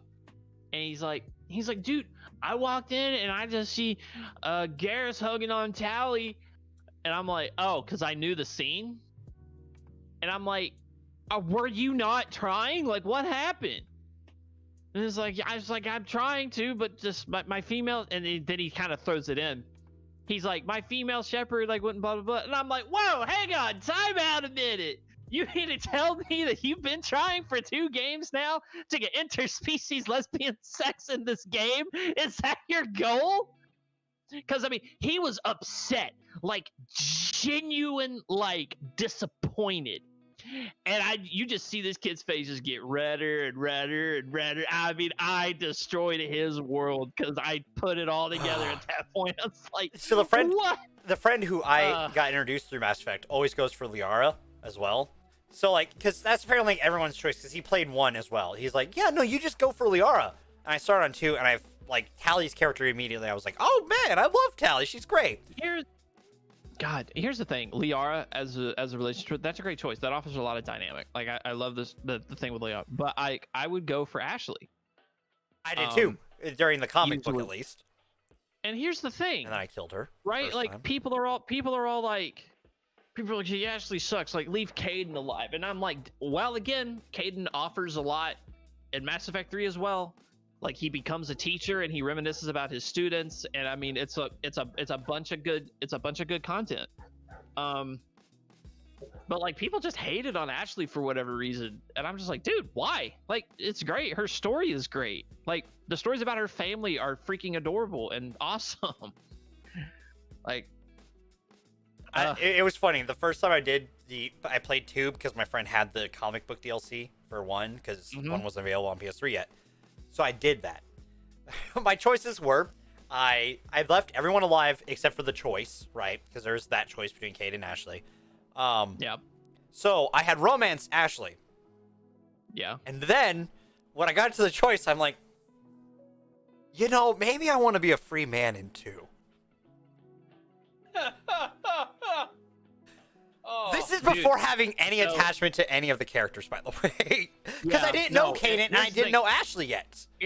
So here's the thing. It's a little gut. You want me to kind of tell you what happens in Mass Effect 1 if you actually go this route? Because I went this route. I've gone both of them in 1. No, but like, so you've seen, but the exact scenario that you're talking about of you romance Ashley, like you make an actual concerted effort to I didn't romance do that, Ashley, no. Then you get to Vermeer, and then Ashley is left to die. Like, cause is it Vermeer? Yeah, Vermeer. Yeah. What's the isn't the same planet that, like, if you're not careful, Rex can die there too, right? Yes. Yeah. That's a rough planet if you don't do it right. Oh my god, you could lose so much. What's the fucking name of the planet? It's the last planet. It's like where you find the Prothean beacon again. Yeah, and then you go back to the Citadel. Oh my god, I'm going to have to replay the series. This is what it comes down to. Just gonna anyway, I plan out on it at some point as well. After I play Ghost of Tsushima, I'm just gonna have to replay Mass Effect. I literally used to know all of this. Anyway, so generally at the end, so you've played through Mass Effect 1. Yeah. So you get towards the end. You're on the way to the last mission, and your little love scene happens. Okay, so now I'm gonna reiterate. I am Male Shepard. I went for Ashley. Did not build up Liara romantically. Built up like friend, but not romantically. Now Ashley's dead. So, what do you think that scene is? You just sadly sitting there? Yeah. Masturbating No, you just kind of just sitting there and you're just kind of thinking like, I think I'm probably gonna go die. Like, that's kind of like the vibe that you get. It's still the same kind of sappy little music in the background, but you got nobody. Now, that's depressing on the flip as hell. side of that, if you in Mass Effect 2, if you don't romance any of your options, but you stay true to either Ashley or Liara in Mass Effect 2, and you're on your way to the collector base, once again, you're just sitting there alone in your room looking at a picture of your love interest. I saw that and I'm like, that's funny enough. That's what the friend who got me into it, our friend Joe. That's probably what he saw then, because he romanced Liara throughout it. That's what he had happen then, which makes me laugh even more, because if you know our friend, that is weirdly fitting for him to sit there. Oh no! I miss you, Liara. Which, by the way, because he beat it before Shadowbroker came out, which means he did get that scene eventually. You got a scene, and you got a really nice scene, but it was. But you don't get one with Ashley at all. Nope. In fact, she hits your guts in the beginning. Ashley thinks you're a traitor. Like, there's only one set of conversation options that can have her leaving actually somewhat convinced that you're a good guy. And then all of that essentially gets erased at the beginning of 3. Yeah, it's bar none. She has renewed doubts about you by the time she sees you again. Because you blew up a fucking Mass Effect reactor. No, I know. It's understandable doubts at that point. But I remember her leaving that conversation being like, I just don't trust the people around you. You're better than this. And then leaving. That's best case scenario you get out of that, is her being like, everyone around you is going to fucking stab you in the back. Even a Jacob and Miranda, which, by the way, Jacob and Miranda are great characters. They are. Jacob ended up having surprisingly good character development. Oh, God, I love Jacob. He's great. He hooks up with some chick in 3, he's gonna have a baby. I was like, good for you, man. Dude, everyone who's introduced in that, there's not a bad character. Let's be real. That gets on your shit besides Zaid. You're talking about on the ship, not in the series. On the ship. On the ship. Here's the thing about Zaid. He's one-dimensional, but he's kind of one of these guys who is loyal to an unhealthy fault. Well, my counter to that is his loyalty mission. You have to have perfect Paragon to go through at Paragon. It's not perfect. It's gotta be high. No. Yes, because I had it I had it extremely high, really? And that conversation grayed out towards the end. Really? Yes, because I didn't I went to save because I did the Paragon option to save the people. Yeah. Here's the thing. I remember doing his Paragon mission fairly early on, and was Paragon, wow. Loyalty mission fairly early on, just so I could have it out of the way. And I had done some missions prior to that. I've already been to Omega, and I've done all this other stuff, and blah, blah, blah, blah, blah. Omega's also great. God, so much great. Oh my gosh. And I did... Yeah, I don't believe my Paragon was all that high. Weird, because I was at 3 bars. 3 to 4, 3 out, 3, 4. That should have been more than enough. Right? And it was grayed out for me. And I'm like, what is going on? I am nearly top tier Paragon. Yeah, I had a couple renegade moments, like punching the reporter, but who doesn't do that their first time through? I actually didn't do it. You are weird. If you get the Paragon option for that, it's so satisfying. Is it? Oh, I've never done it. I've always punched her in 2, and then in 3, been like, I'm sorry, we should work together. No, because Paragon 2, the Paragon option in 2 is by the time she starts questioning your decision to send the human fleet in to save the Destiny Ascension, Shepard recounts the losses, and he's like, the Alliance lost so many cruisers, and he names every cruiser, and he's like, we lost so many, because she's like, it was like, what cost to humanity? And he's like, we lost this many. The ships were named this, and that. Like the Alliance owes them on medals, the Council owes them a lot more than that, and so do you. And then he just walks away. Man, that's why Shepard's the best, because those two options are both satisfying in so many ways. Then. And she says, "Do we get that cut?" And she's like, "Great, bull rust on my own show." Again, both options extremely satisfying. Again, same in 3. Both options are either you punch her or you're like, hey, I know we hate each other's guts, but there's more on the fucking line than my reputation. The fucking universe is ending. Yep. Get your shit together. You can report on this stuff better. Steven. Start talking about something real quick. I gotta go and grab something, but you've been out of the conversation for a while. I've just been enjoying your guys' conversation. Like, I've stopped playing and I've just been listening. Like, well, you played Mass Effect 2, right? I played all the Mass Effects. Who was your love option? In the first game, it was Liara. The second one is Tali, and then the third one, I went back to Liara.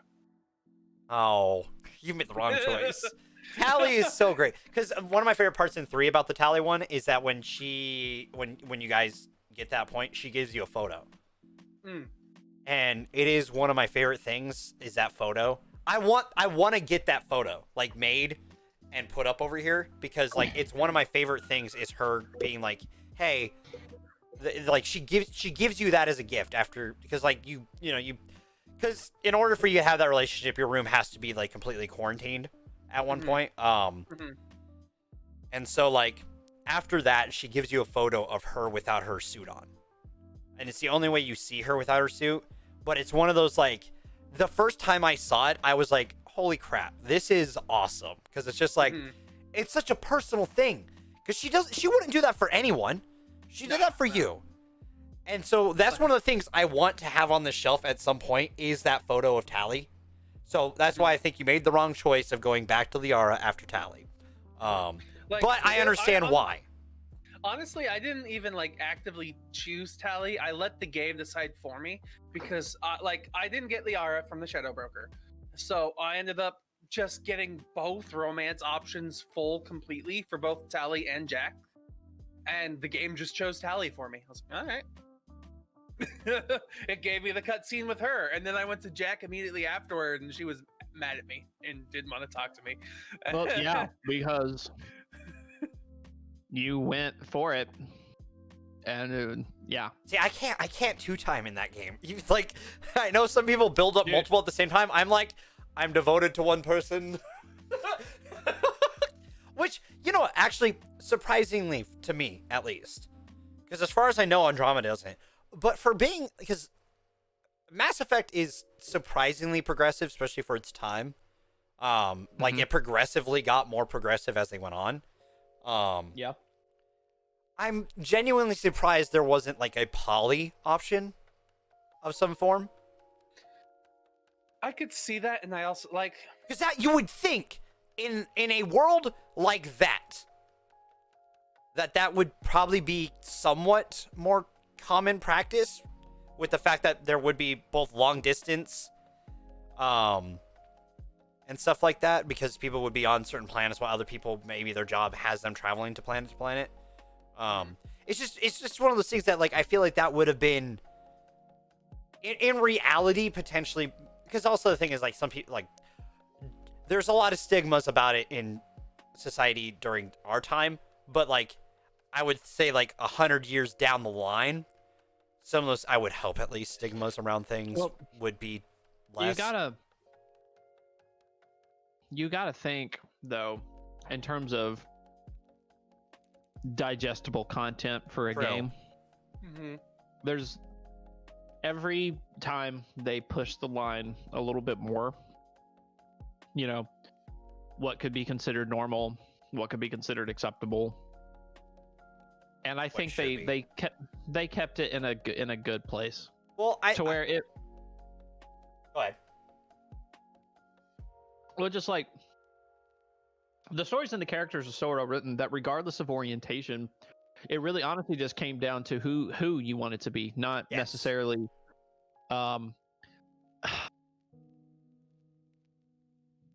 this is gonna sound, this might sound bad, it might not. It came down to who you want to be rather than like what you wanted to be with, right? Like Yeah, what? no, that what sounds right. orientation. That makes more sense. Like- That's Like I don't ever, I don't want to make that sound bad, but No. it kind of is like, it's the person, not the orientation that you would want to be with. Yeah, I can understand that. Because of white balances. Oh Lord. If you lean forward, your green screen is greener. If you lean back, your green I screen see. is I actually darker. see what you're talking about. It's my camera focus. It's not even Mhm. white balance. It's focus. I don't even know why it does it. Yeah, it's still doing it. well, Did you there was see the it there? flicker. Yeah, there was a white there's balance a flicker flicker. of it where it gets I greener. see it. I don't get it. Well, so my camera's not at its normal angle because I hijacked my one monitor over here. Yeah, Now it's I hijacked my one green, monitor now over it's here, and because I'm using it to play Ghost of Tsushima on, because I'm using my Elgato to capture footage on it, and so now I'm using my alternate monitor because of the two monitors, this one over here shows games better. It's the same damn monitor, so I don't understand why this one has such a darker tone by comparison. Did you check? Like, the I actually spent- settings? I did. I'm They're exactly the same. Sorry. Just No, that's a valid question. No, because, but yeah, they're exactly the same. I even Googled it, and they're like, "Here, try this, this, this," and I'm like, "This literally did nothing."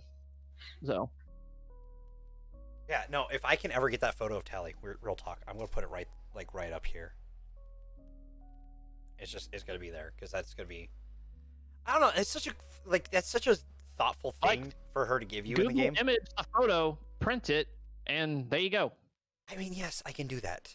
I plan on doing it at some point. But what would be even cooler is at some point if I can get someone to draw it. I guess, and kind of create it, I guess. I don't know. But yeah, I don't know. Like, Mass Effect's such a great game. Like, I get what you were saying, by the way. It's about, who you, it's about your comfortability and kind of who you... Because, you're going to naturally kind of fall into what you know and who you, you have your preferences, I guess, is the thing. And so, no matter what, I don't know how to put it. It's simple that, I appreciate the game for leaving it for the I know the first game didn't have those options, but, through 2, into 3, and Andromeda, those options existed more. Mhm. The thing about, Andromeda, I didn't beat Andromeda, I just started it. But immediately, because I did a coin flip, I ended up as the the sister. And immediately upon meeting, what's her name? The Asari girl. Phoebe? Dude. I think it's Phoebe. My chat was like, wow. Because the chemistry between your two characters, if you're, kind of sassy with her, just, Yeah. escalates so fucking much. It's so fucking silly. And I loved it because it was just, your two characters would one-up each other in awkward sayings to each other that, were flirty, but really awkward. I was like, man, if that is not the most natural progression I've ever seen, then I don't know what it is. At least from my perspective. And you're quite the romantic, so I'm awkward as shit. Fuck off. But it works to my advantage because, again, I am terrible. I weirdly enough, romantically, I do better in awkward situations because usually you're more blunt about things and more open about things, but it's gonna be a little bit more awkward. But I can read that a little bit better. When it's not that, my brain goes, what? Mm-hmm. And I look like an idiot. Not that I didn't before, but I look like an idiot who doesn't know what's going on. Is more the issue. Yeah. Which is, again, why the Tally Shepard relationship was one of my favorites, because it was just for me, that's normally how those kind of things work. It's kind of one of them is awkward, the other one maybe not as awkward, but understands the awkwardness. And then just they work. Because I'm very awkward in those scenarios.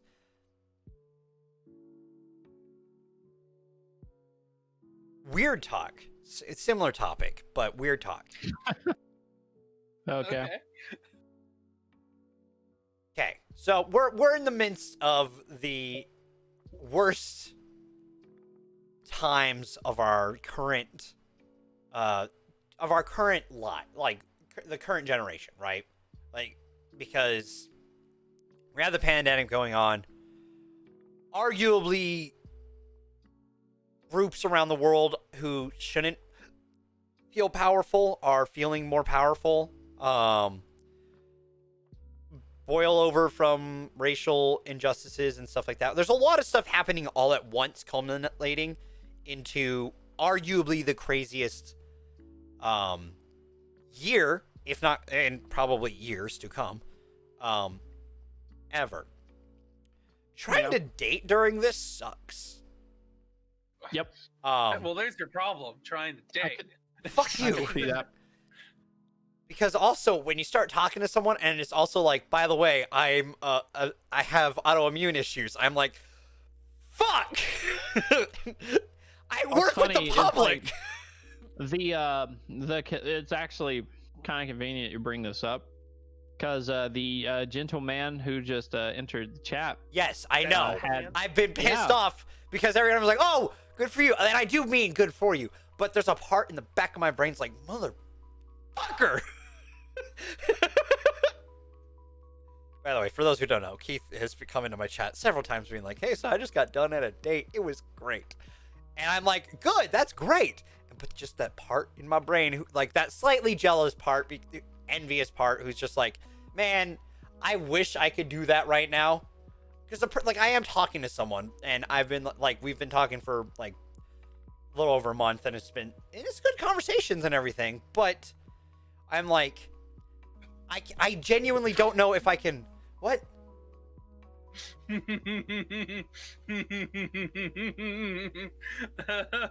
I'm Venus lore because I have the most facial hair.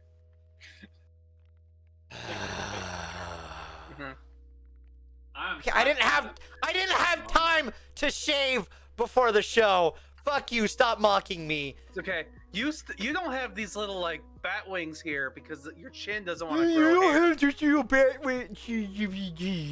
You just don't have facial hair. At least I have a good head of hair. Better than my fucking dad's.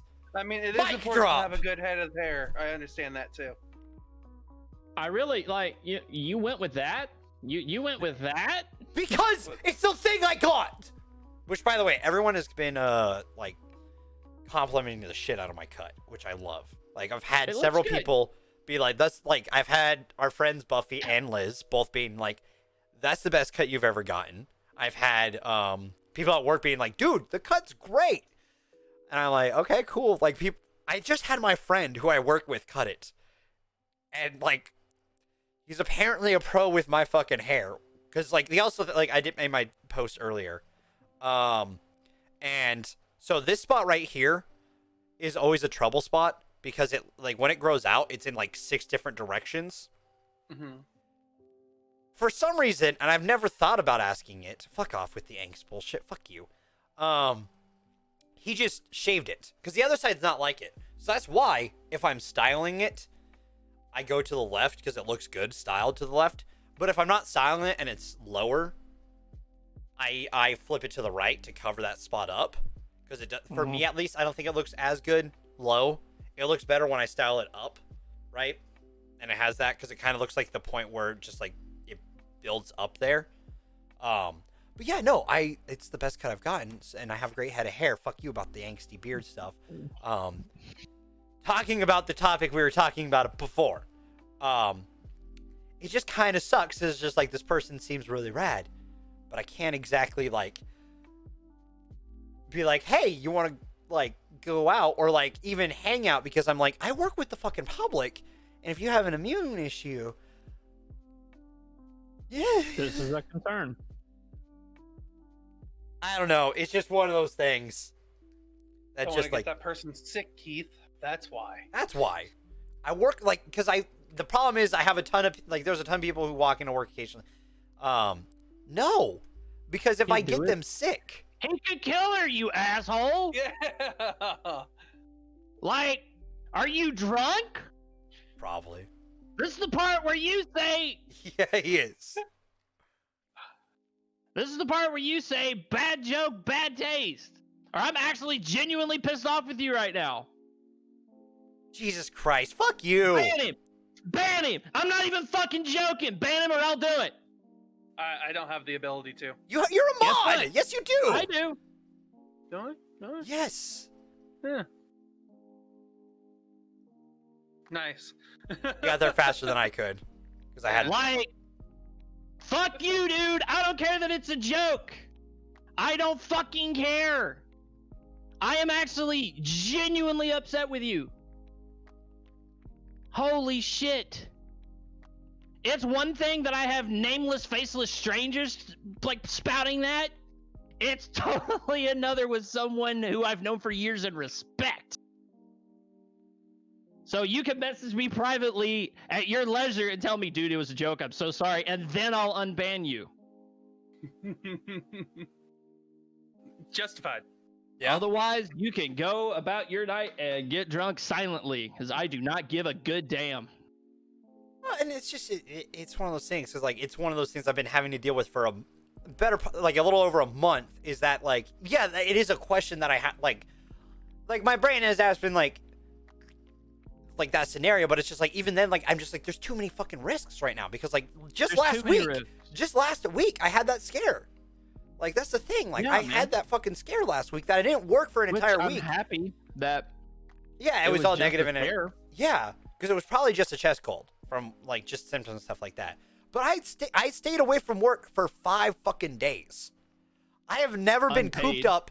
I mean, I had vacation and sick pay. Good. I used all of my sick pay and then a little bit of vacation. You had to use it, but yeah, but I mean, like, I'd rather use it there than not. And like everyone at work's like, hey, I mean, you're entitled to get sick, especially in that scenario. You were doing the right thing. And like, part of me is like, I just hate missing work because like, just I know how to operate things there, so I make sure things run efficiently. But like, especially after that, it's like, even my dad, like, I've been going over my dad's a few times, but like after that, like me and my dad were like, hey, yeah, no, I'm not coming over. Like, I might swing by and hang out outside the fence and talk to you, or like pick up stuff that might end up there. Like, cause I haven't updated my address to you, so I picked up my the mail from you. I just got Jay. The wedding thing. Yep. And like, I went over there, but I didn't. He left it on his car. Yours? I haven't checked the mail yet. So, Okay. oh wait, no, I think I know what you're talking about. It's just a virtual invite. Yeah, like the wedding invite. It's an invite for the virtual link and Yeah, stuff. I did get that, yes. It's up on my fridge, with my brother's graduation photo. Kind of a fun combo. Good friend, kid brother. And so like, it's scary because it's just like, and it sucks. Like, the other part of my brain's worried though about the fact that like, because of everything going on, like, I'm the kind of person who doesn't, like, if there isn't a relationship, I don't want someone to be like committed to me in that sense, in the sense that like, because if it, like, right now we're like, obviously we're not in a relationship, we're just kind of talking because that's all we can do. Yeah. But if she, if there was someone she could go out with, she hit it off with, that isn't like going out in public, they work from home, stuff like that, where it's safe to go out with, I wouldn't be insulted, but it would suck. Well, here's what I'll say to that is, and this is advice that you can take it with a grain of salt, and this is based on how much you like this person. Is you keep talking and you keep doing just everything that you possibly can do, because strangely enough, dude, just genuine talking does a lot. Yeah, no, genuine conversations does a whole heck of a lot. Like, I can tell you, like, from like actual experience, that some of mine and Tiffany's like best times like have been just us just sitting in the living room, sitting and just talking, or talking at dinner. We generally like we'll talk nonstop. We don't listen to music in the car on long drives, like, because we'll just talk the entire time, just about. Like, we actually had to go about an hour to go do our pre-marriage counseling yesterday, which we could finally do in person now, thankfully. And like we talked the whole way there. Like we got onto the interstate and we did not stop talking until we showed up at the house. That's nice. Yeah, like, that's the nice thing. Like, and like that, like the conversation me and her are having are fantastic. They're genuine conversation, and she's really interesting to me because like she's not like in the sphere I'm in personally. We're in different spheres, but we have like some similar interests. But also like I like learning new things, and so when someone has different interests, like almost entirely, like hobbies and stuff like that and stuff, I'm intrigued because I'm like, hey, that is completely different than what I do, because I sit around streaming and playing video games a lot of the time, and watching movies. It's fun to listen to people talk about what they're genuinely passionate about, especially when it's different passions. Yeah, because you like, I always feel weird because I feel like I'm asking a lot of questions, but at the same time, it's because I'm really interested in learning about it. Because it's something they're passionate about. Something that I've been told just straight up is like they love it when you ask questions out of interest, not so much out of the like you. It's okay for you to be confused about the subject matter because you don't know, but you don't act confused in the manner of, wait, so why do you like this again? Yeah, I will say the one thing I do like generally for a lot of people that I like haven't known as long. So like with you two, like I don't need to do this because I've known Steven for over half my life. About, if we say we met in middle school, it'd be about half your life. It would be, yeah. That would have been, because I would have been, it'd be 12 or 13. Yeah, I would have been, because it would have been 6th grade, you 7th grade. Mm-hmm. So like, 06. Jesus Christ, I have known you for over half the, oh man. Doesn't that make you feel good that you've known me for, in a couple more years, I would have known you for most of your life. For all, you already do, because like, if you do the math, I would have met you when I was like 11, 12, probably 11. It's okay. Right? Which means I've known you for 14 years, Steven. Oh, that was perspective of how much time has passed since then. And then also how long I've known you. Jay, I know you could top it, but you're older. That's just how it is. Dude, but like, you're the old man here. We had this, so me and my friends group, we have had these recollections at various points in our lives. The holy shit, we've known each other for 20 years conversation, that was fun. Oh, we've got a few years for that. Like, Chris is the only one that I can say that I've genuinely known for now over 20 years, but yeah. That is just, I die a little inside every time I say it. I'm not even gonna lie. Dude, I died inside a little bit right here when I realized that I've known Steven for like over half my life at this point. Not literally, like, it's been a good chunk of time, but it's just one of these things where we're just like, oh my gosh. I had yes, this is for a while. This is accurate. Like, oh my god. Anyways, I sometimes write down like under contact notes certain things so I don't forget, because I asked like, so I know that I've asked that question because like that's actually smart. Because like I've asked the same question to someone. Like I started doing it because I've ended up asking the same person like the same question like 3 or 4 times before my brain went, you've asked that, stupid, stop. So I started doing that because, especially early in a conversation with someone, because I want to make sure that my brain's keep like in some way I keep track of certain things better than what I actually do. Because like I don't always process information correctly, so sometimes I'm genuinely interested and want to know, but it doesn't stick for some reason, and it's just like, that's awesome. Blur.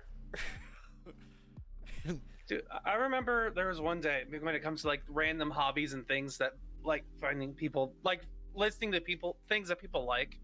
I was working for the photography company that I work for, Life Touch. I was working in a school in San Francisco. Like, it was like a last minute, hey, you're going to San Francisco. Okay, cool. I show up there, and like the job, I wasn't really needed. We had gone through all of our work so quickly that we kind of just sat there and started talking at the end of the day. And at the end of the day, the person had talked about like their favorite thing, like their hobby was collecting like miniature horses, like the fake toy horses. They knew all of the brands, they knew the entire history of the horses, they knew what to look for when it came to like detail patterns, and they're like they could tell you what year that thing was made because they switched manufacturers and they had a different design that year. And it's like, whoa, like whoa. I was at first I was a little weirded out by it because I was like, miniature toy horses, that's your But hobby. when you have someone that's as committed to a craft though, or a knowledge set, then you can't help but be a little bit impressed by this. Speaking of your job, like, are you back to work now? No. So I guess you can go over your update because you and I talked about this off stream, didn't we? Yeah, because I remember you put a post saying that you were going to potentially. Yeah. So what ended up happening is about an hour or two after I had posted my Facebook post, I got a second email from someone else in the company who addressed me by my first name and was like, due to coronavirus concerns in California, you are being placed back on temporary layoff, which essentially means I was never off of temporary layoff to begin with. But it was weird to me because of a couple of reasons. One, it's because they thought I was important. That was an email sent to all the important members of the company, which I am not. They thought I was one of the more full-time employees, which I should be, but I'm not because of politics of the company. I can get into that some other time, but I've talked about it before on the show, I'm sure. I think we talked about it at least once. Yeah, at least once in the many years that we've had the show. Just kidding. But then the other part that made it weird is that it was literally out of nowhere. Like, this person that emailed me was a completely different person. Like, I didn't know who they were. The people that I showed the email to, they didn't know who he was, but his name had all the formal information, and like his name was on like the company website, so he was important. But it was weird because he sent out that email to me, and I was like, is it because I had shared that Facebook post and he just happened to be on Facebook and sent me the email? But no, that's not what it was, of course. But that's how it felt to me.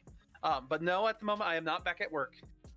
In fact, I'm kind of thankful because I still get the weekly layoff letters, and I got one today. And it's kind of ridiculous the things I'm hearing. With JCPenney Portrait Studios, we have maybe 5 or 6 studios in all of the US open right now.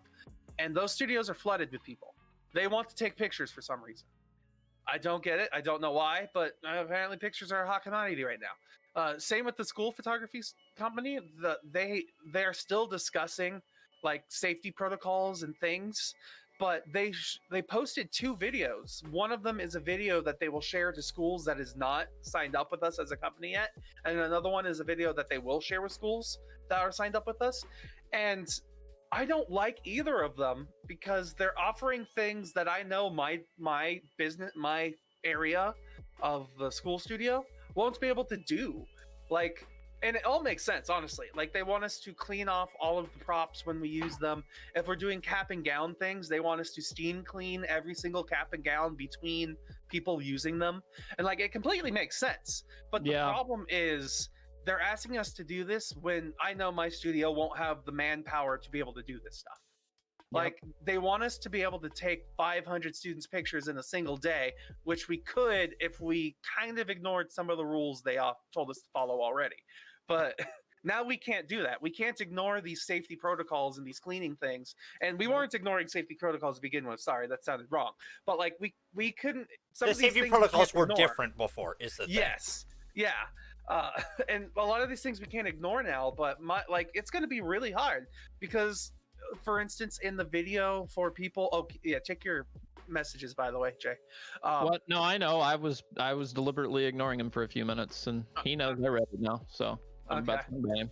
Okay. But where was it going? The one that they sent to schools that aren't with us is like, yeah, the students can sign up online for scheduled appointment times, and they can show up for their appointment, and yada blah blah blah blah blah blah. But my studio doesn't have an office where they can sign up for an appointment times and show up to take their pictures. We don't like. I know that's probably a policy that they're adding where you can sign up for an appointment times for this next year, but if they do that, like, we're not going to be able to maintain the required 6 feet of social distancing, and like, there's so many logistical things that I feel they're ignoring. When you're going to talk about something that's like, it's such a pain. Brad, you're on ban, by the way, if you're still watching. So the pool in my apartment complex just officially announced its reopening. And it's, only so many people within the area at a time, which makes sense. Social distancing between groups also makes sense. Not wearing a mask whilst in the water. Cool. We don't have to do that. That reminds me of a thing. Wearing a mask, now, I'm really hoping that they treat it kind of like they treat the restaurant, to where if you're sitting down and you're social distanced, you can take your mask off if you're just lounging in a chair. Because otherwise, the wording I have to take as literal, and it says mask on at all times while not in the water. And I'm just like, listen, I'm usually just kind of chilling in the water anyway, so I can kind of get around that. But Star loves sunbathing. And I mean, that's just that's a deal breaker right there, honestly. It sucks, that you have to do that. And fortunately, my state is still one of the states that aren't featured in the red report lately. So there's that. Yeah, I'm worried about over here getting in, like, not really like Washington itself going red, but where I'm in Washington potentially, because like last week we had an 11.31% positive test result, which is the highest it's been since this whole thing started. We had 128, which took us from like 500 to 600 something. Dude, it fascinates.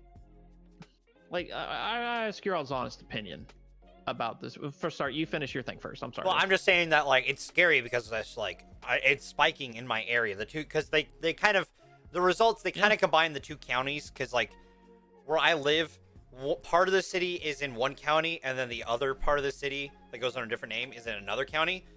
But they're so integrated together because where I live is like the center of both those counties. Like, it's just, you combine Chelan and Douglas together. So that's the results. So here's the way, and I want to know if you two agree, or if there's something else maybe going on with them. But, the inevitability essentially happened with these states opened up too quick. It just kind of, the problem was, to me, the problem is that, a lot of the states did really good, as best as they could do with some of them, and others are just like they were late to the party anyway. But by the time they started doing proper lockdown and everything, or, social, whatever they needed to do, people behaved and did everything they were supposed to do, or at least most people behaved, and we're still kind of trying. Like, even with the protests, like, more people at the protest wore masks than I thought there would. Pretty much, like, in a lot of places, like, especially New York, like, there hasn't been a spike from it because everyone was as possible as safe. Like, yeah, and you were just seeing crowds and crowds of these people, a little closer than they probably should have been, but still all wearing masks. Like, the outliers in that crowd were the ones not wearing masks, and there were very, very few in every single ones I've seen. But it's almost like where it's like, hey, yeah, we're starting to reopening. It's like people are starting to figuratively see the light at the end of the tunnel, And where I think we're at, honestly, is like we're in the second half, right? Like we're closer to getting through it, obviously, than from before. But still got a lot of time left in this game to really get it. And I think it's just honestly just everybody all at once just kind of just got fed up and was like, I need to get out of here. Like just collectively, like as a people, people were just like, you know what? No, like we're gonna go and we're gonna do things and we're not gonna care for a minute. Well, and the other problem that's happened is that a lot of things that shouldn't have been politicized are politicized. Wearing a mask shouldn't be politicized, and the amount of misinformation that's sent out there, because like the fact of the matter is, and one of my favorite ones I've seen is someone, I can't remember who said it, but they were like, so next time you go to a doctor to get a surgery, you better tell that fucker to not wash his hands and not wear a mask, because that's what you're doing to the public right now by not wearing a mask and not washing your hands and not taking this seriously. Yeah. Because like people say like, oh well, you know, if you wear the mask for like 8 hours, you'll have a CO2 poisoning and stuff. And I'm like, doctors put on like, we'll do surgeries for 16 to 20 hour surgeries depending on like the severity of something. Yep. Wearing like 3 layers on their face. Yep. And are fine. Yep. It's mind-boggling to me. That's why you all are friends with me on Facebook. That's why I made that post that I did on my birthday. I saw that. Oh man, I had so much fun typing that, because I'm just like, you know what? No, we just don't care anymore. Let's just see who I can scare off today. Oh, what I've been doing is just unfriend. I don't post on Facebook, but when I scroll through and I see someone say something like that, it's immediately like, all right, well, here's the thing. It was knowing you. Click. The whole reason I did it, right? And this is so, it's just so dumb. I mean, it's so dumb that I'm scrolling down through the little birthday card feed thing, you know, like liking and, you know, saying thank you to people for the birthday wishes, all the stuff. And I accidentally scroll one click too far. And the first post that I see is from this person that I didn't know I was still friends with on Facebook. My state's governor's pictures at the top of this post. And it's this book of text about how Bashir in Kentucky tried to do the mask mandate. Yeah. And I personally didn't have a problem with the mask mandate. I mean, come on, guys. Trust me, you're talking to the guy who lives in Central Washington and is dealing with people freaking out about Ensley. Like, but the thing is, so anyway, and it's all talking about like rights being trampled on and all this other stuff. And the part that I didn't reference in my post that this person referenced is, again, okay, number one, like first point, you know, I am a Christian, right? So I believe in God. I believe in what the Bible says, and that's like cover to cover kind of stuff, right? And so she's drawing references to what is called the mark of the beast. Like, are masks, could masks be considered the mark of the beast? Because this is just unfair and blah, blah, blah, blah, blah. Like, so you have this. Yeah, I know, dude. I'm not suffering alone with this anymore. That's my point. That's my point. The thing is, Steven, Steven has religious background. Yes. Out of like, because I don't like, we're all three different scales of this.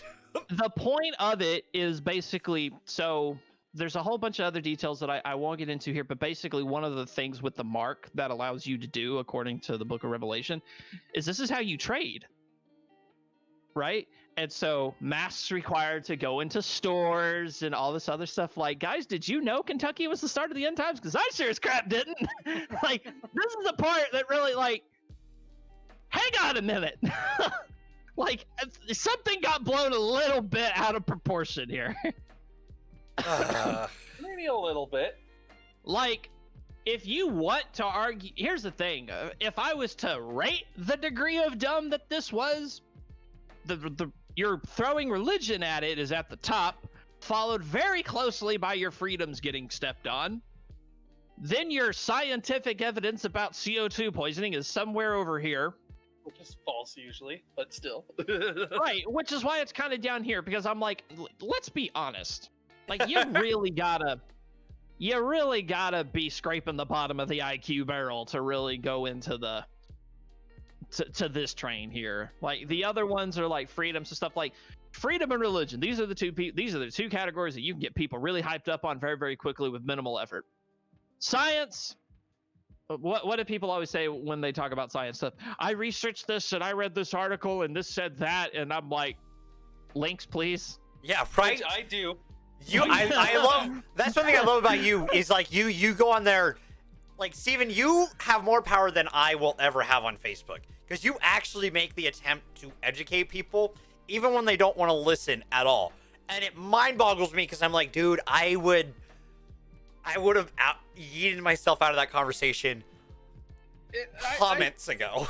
The only reason why I feel like I have to do that is because I'm not out there protesting and I'm not out there doing all these other things. Like, literally posting online is the least I can do. So if I'm posting online, I feel like I have to go through these arguments. I have to go through these conversations. Like, if I didn't also have the stress of work and dealing with it, the consequences, I would do it. But I have to deal with it at work, and it's part of why I just, like, I don't want to have to deal with it with family members that I'm, like, I have, begun really losing a lot of respect for. Not that I didn't have a ton for them after a certain point anyways, with some of the stuff that I've overheard with family. It's one of those, actually, weird question. It's one of those things that, like, one part of my family, and Steven, I think, knows which half, it's tough for me to, like, figure out if I even want to go over there for Christmases, like, at all. And I have the convenient excuse this year because, by the way, if you think this is going to be done by Christmas, we're still a little far away from the vaccine, and even the, like, medicine that's treating it is getting charged crazy amounts to people here. So America's going to be dealing with for a while. Probably through, because we won't get a vaccine for until 2021. So I have the convenient excuse of I do have family on that side who have illnesses and stuff like that I'm like, hey, I wouldn't want to get that to you anyways. So I work with the public. So unless I took 2 weeks off in December before going over for Christmas, go over well. Yeah, to quarantine myself, I'm not going over there. I'll virtual, like, and it's gonna suck because that's like one of the reasons I like living back up here is I'm close to family and I can go over for holidays and just go see them. Especially since I have my own car and stuff like that. During the summer and stuff like that, I planned on doing that, but it's just not gonna happen. Because like during this time of year would have been like I would have been to like probably 2 Sounders matches already. I would have been on the West Side multiple times. Like I would have, if I had double weekends, I probably would have streamed one of them. The other day I would have gone over to Seattle, gone over to see family, seen a movie out of town, that kind of stuff. But like I have that convenient excuse that like I maybe don't have to go to Christmas to see them because of this. Because I don't know if I want to go to Christmas with them. Like for me right now, like interesting. Go ahead, Steven. Right, no, go ahead. For like me, I was planning on making a trip to see my family because like my grandfather's having medical problems. My mom's having medical problems. Like nothing serious with my mom, but my grandfather probably quite a bit more serious. So I was planning on making trips out there to go visit them. But after an argument that we had about a week ago, like I haven't even been able to talk to my mom. Because like she said some things that really hurt me and she doesn't see it. So like I can understand not wanting to spend holidays with people. Yeah. We're I mean that's just how it is too, because like and that's something that I do kind of I envy certain people who can do it, because it is true, is that like you have the right to cut out family that is toxic. It's hard, and I haven't even done it, because you also feel guilty in some cases But at the same time, for me, like, mentally, I probably would be better off doing that in some cases. Because, like, there's certain things that, like, they would never understand, like, just talking, like, mental health wise. Like, a lot of times they just don't get it at all. They're the kind who's just like, you should just be, you just need to medicate for it and stuff like that. Which doesn't work for me, especially because I become, like after I started medicating the first time back in Vegas, like, I was way less energized. I was super, like, I was dull is the best way to put it, because I would just, like, it dulls me. And, like, again, I will medicate when needed, 100%. Like, if I am hitting a point where I will be like, hey, probably need something. This, it's getting a little out of hand. And I'll do it. Because but, like, after a certain point when I got better, not cure, because you can't cure it, but I got better, right, at handling it. I stopped taking it because, like, I didn't have that energy. Like, streaming was boring as shit. And this was also one of those times where one of the incidences where I lost a mod, because I went from also being very, like, it was during that time that beforehand I was on medication, a lot less energized, loud, me, I guess. And so, like, and it's when I started meeting everyone else that is in my life now. It's when I joined HMD. And apology accepted. We're there. It's a serious topic is the problem. Is the thing. But, like, that's one of the reasons why I don't, like, they immediately would be like, hey, you need to just be on medication. And the problem with that is just, like, I'm not me if I'm on some of that stuff is the thing. And it just, right. like, that's their idea of solution. That's why my mom took me off of, like, I have ADHD. And when I was younger, I think about 9, she put me on Ritalin. And about 4 years later, she's like, I'm taking you off this stuff because I was a drone. I was just a person who did as told. I wasn't even, like, talkative anymore. Like, when I came home, she was expecting to have fun with her son, I would just sit behind a TV screen and just zone out. Like, and that scared her. So that kind of, like, those medications stop people. Same with, like, Adderall. A lot of adults who take Adderall now for ADD and ADHD, they become addicted to it because they get into that zombie-like drone state, and then they become, like, reliant on needing to get into that state to be able to focus. Yeah. Well, and that's, like, with me, like, it's one of the reasons why, like, I don't like some of the medications I was put on, because since I was never confirmed, like, they never, like, diagnosed it fully, but it was one of those, like, my last therapist was theorizing was that, like, I deal with bipolar and ADD,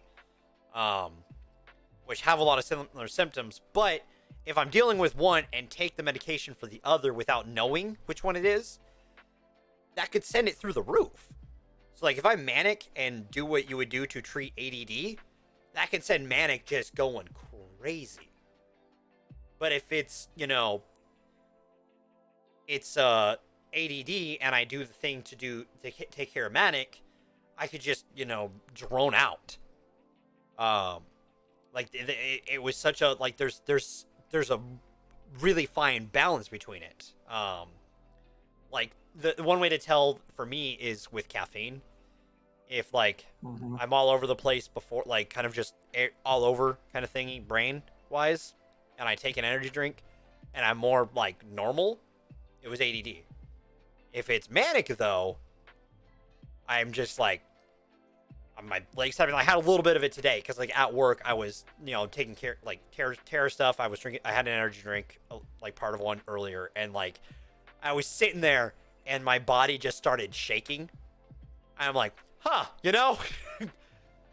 maybe didn't need it today. Might not have been might have been a little manic why I was a little like yawny and just like airheaded and just not fully focused. Okay. Mistake noted. Maybe, just you never. It's just one of those things, and I don't know. It's just it kind of sucks. It's just like at this point I'm debating how to have that conversation with that side, being like, hey, I can't do this, just can't. In some way, like even if I don't have that conversation, like I need to figure out a way to go about it, because like it is just like it's like half my family. I also go there and I'm like the freaking black sheep, because like everyone else, especially out of my brothers, seems to have a path that they've gone on. Because both my brothers are engineer sorts. And then there was me, who was supposed to go into the Marines. That fell apart. And then, because I went up there, and they're a little bit more conservative. By a little bit more, I mean like extremely like conspiratorial, right wing. And it's scary, some of the stuff I've seen them post. But so me going to the military was kind of a big deal to them, and then I didn't, and ever since then it's kind of been like this shroud when I walk in there of just like certain ones don't seem to have it, but like I can tell certain members of the family, like that is just like something that's hanging over me to them. Yeah. Screw that. Because, I don't think anyone ever gets the path right on their first try. Be impressed if they did. Have there been people? Sure. But how much you want to bet some of it, if not a lot of it, was spoon-fed. Which, hey, good for them, but works out for you, but then same way for everybody. Yeah.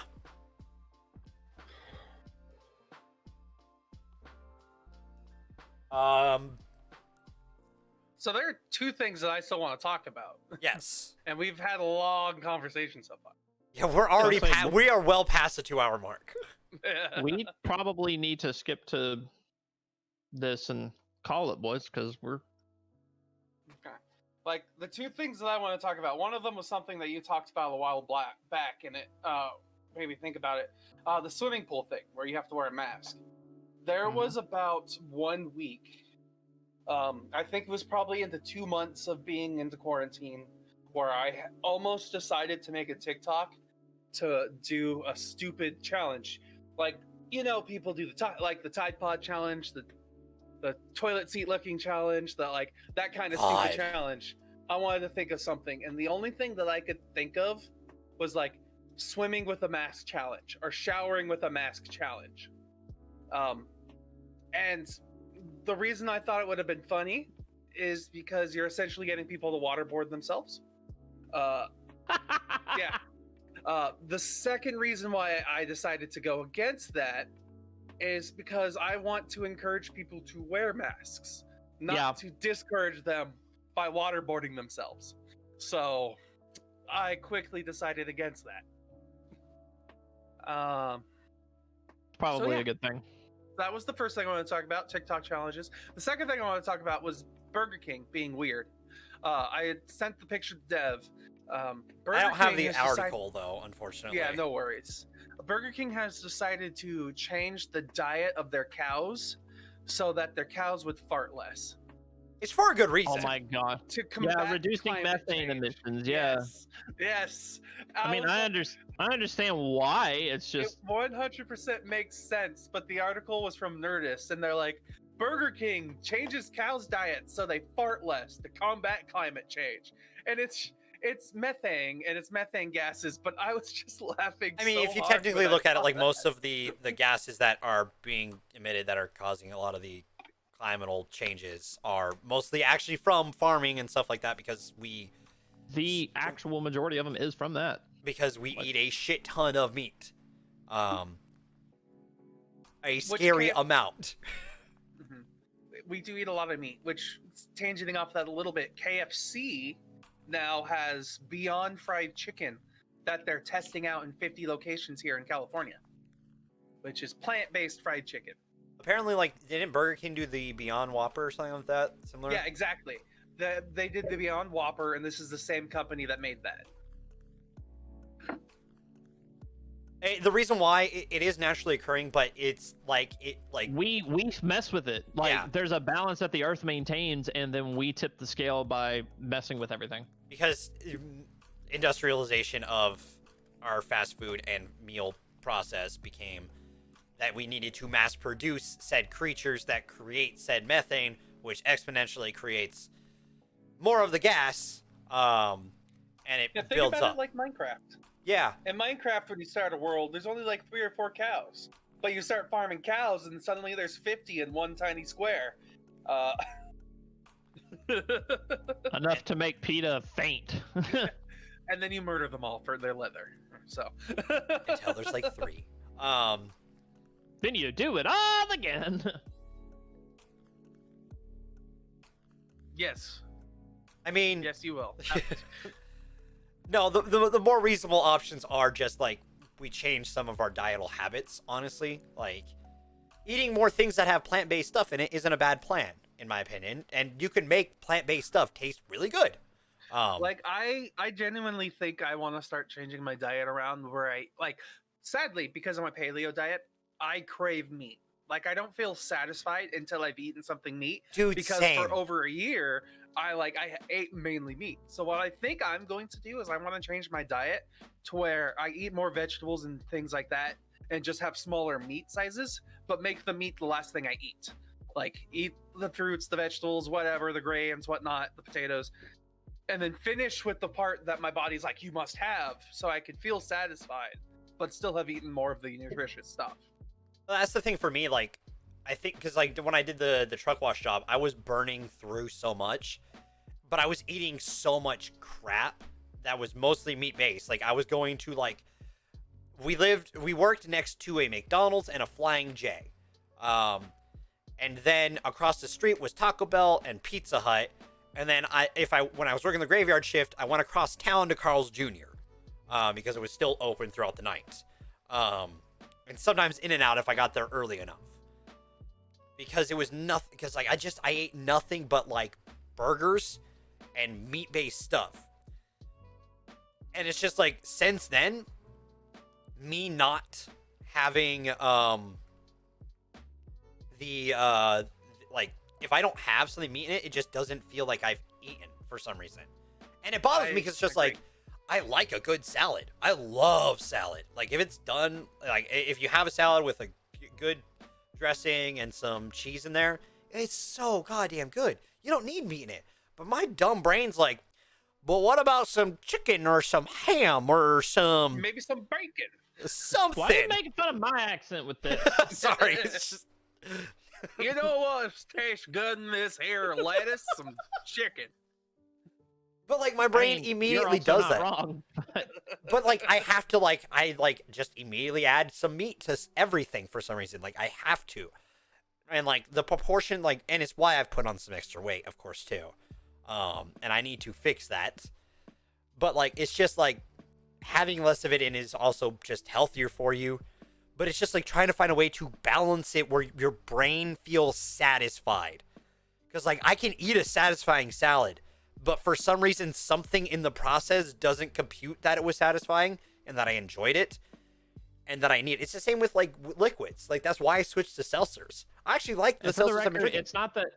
For the record, Keith, it's not that I don't have an accent. It's not that I even try to even remotely claim I don't have an accent. It's why are they making fun of mine? It's because in America, the South is the topic to make fun of. Yeah, especially when you lived in Arizona. It was because we were like half and half. So... We were filled with pseudo Southers.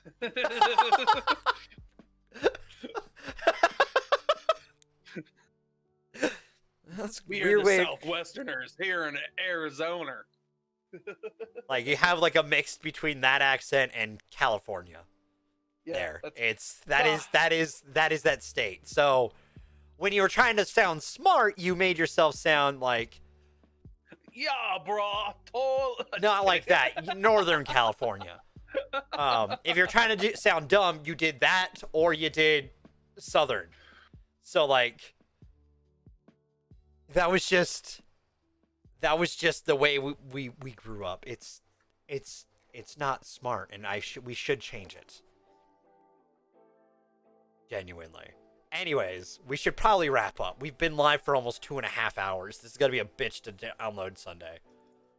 Mhm. It's gonna take fucking forever, and it's gonna take forever to goddamn fucking change. I just have to cut like 5 minutes off of it, and I'm gonna have to. Is there a way to edit that from YouTube side? You can not like in the middle. You can trim the beginning and the end though. Okay.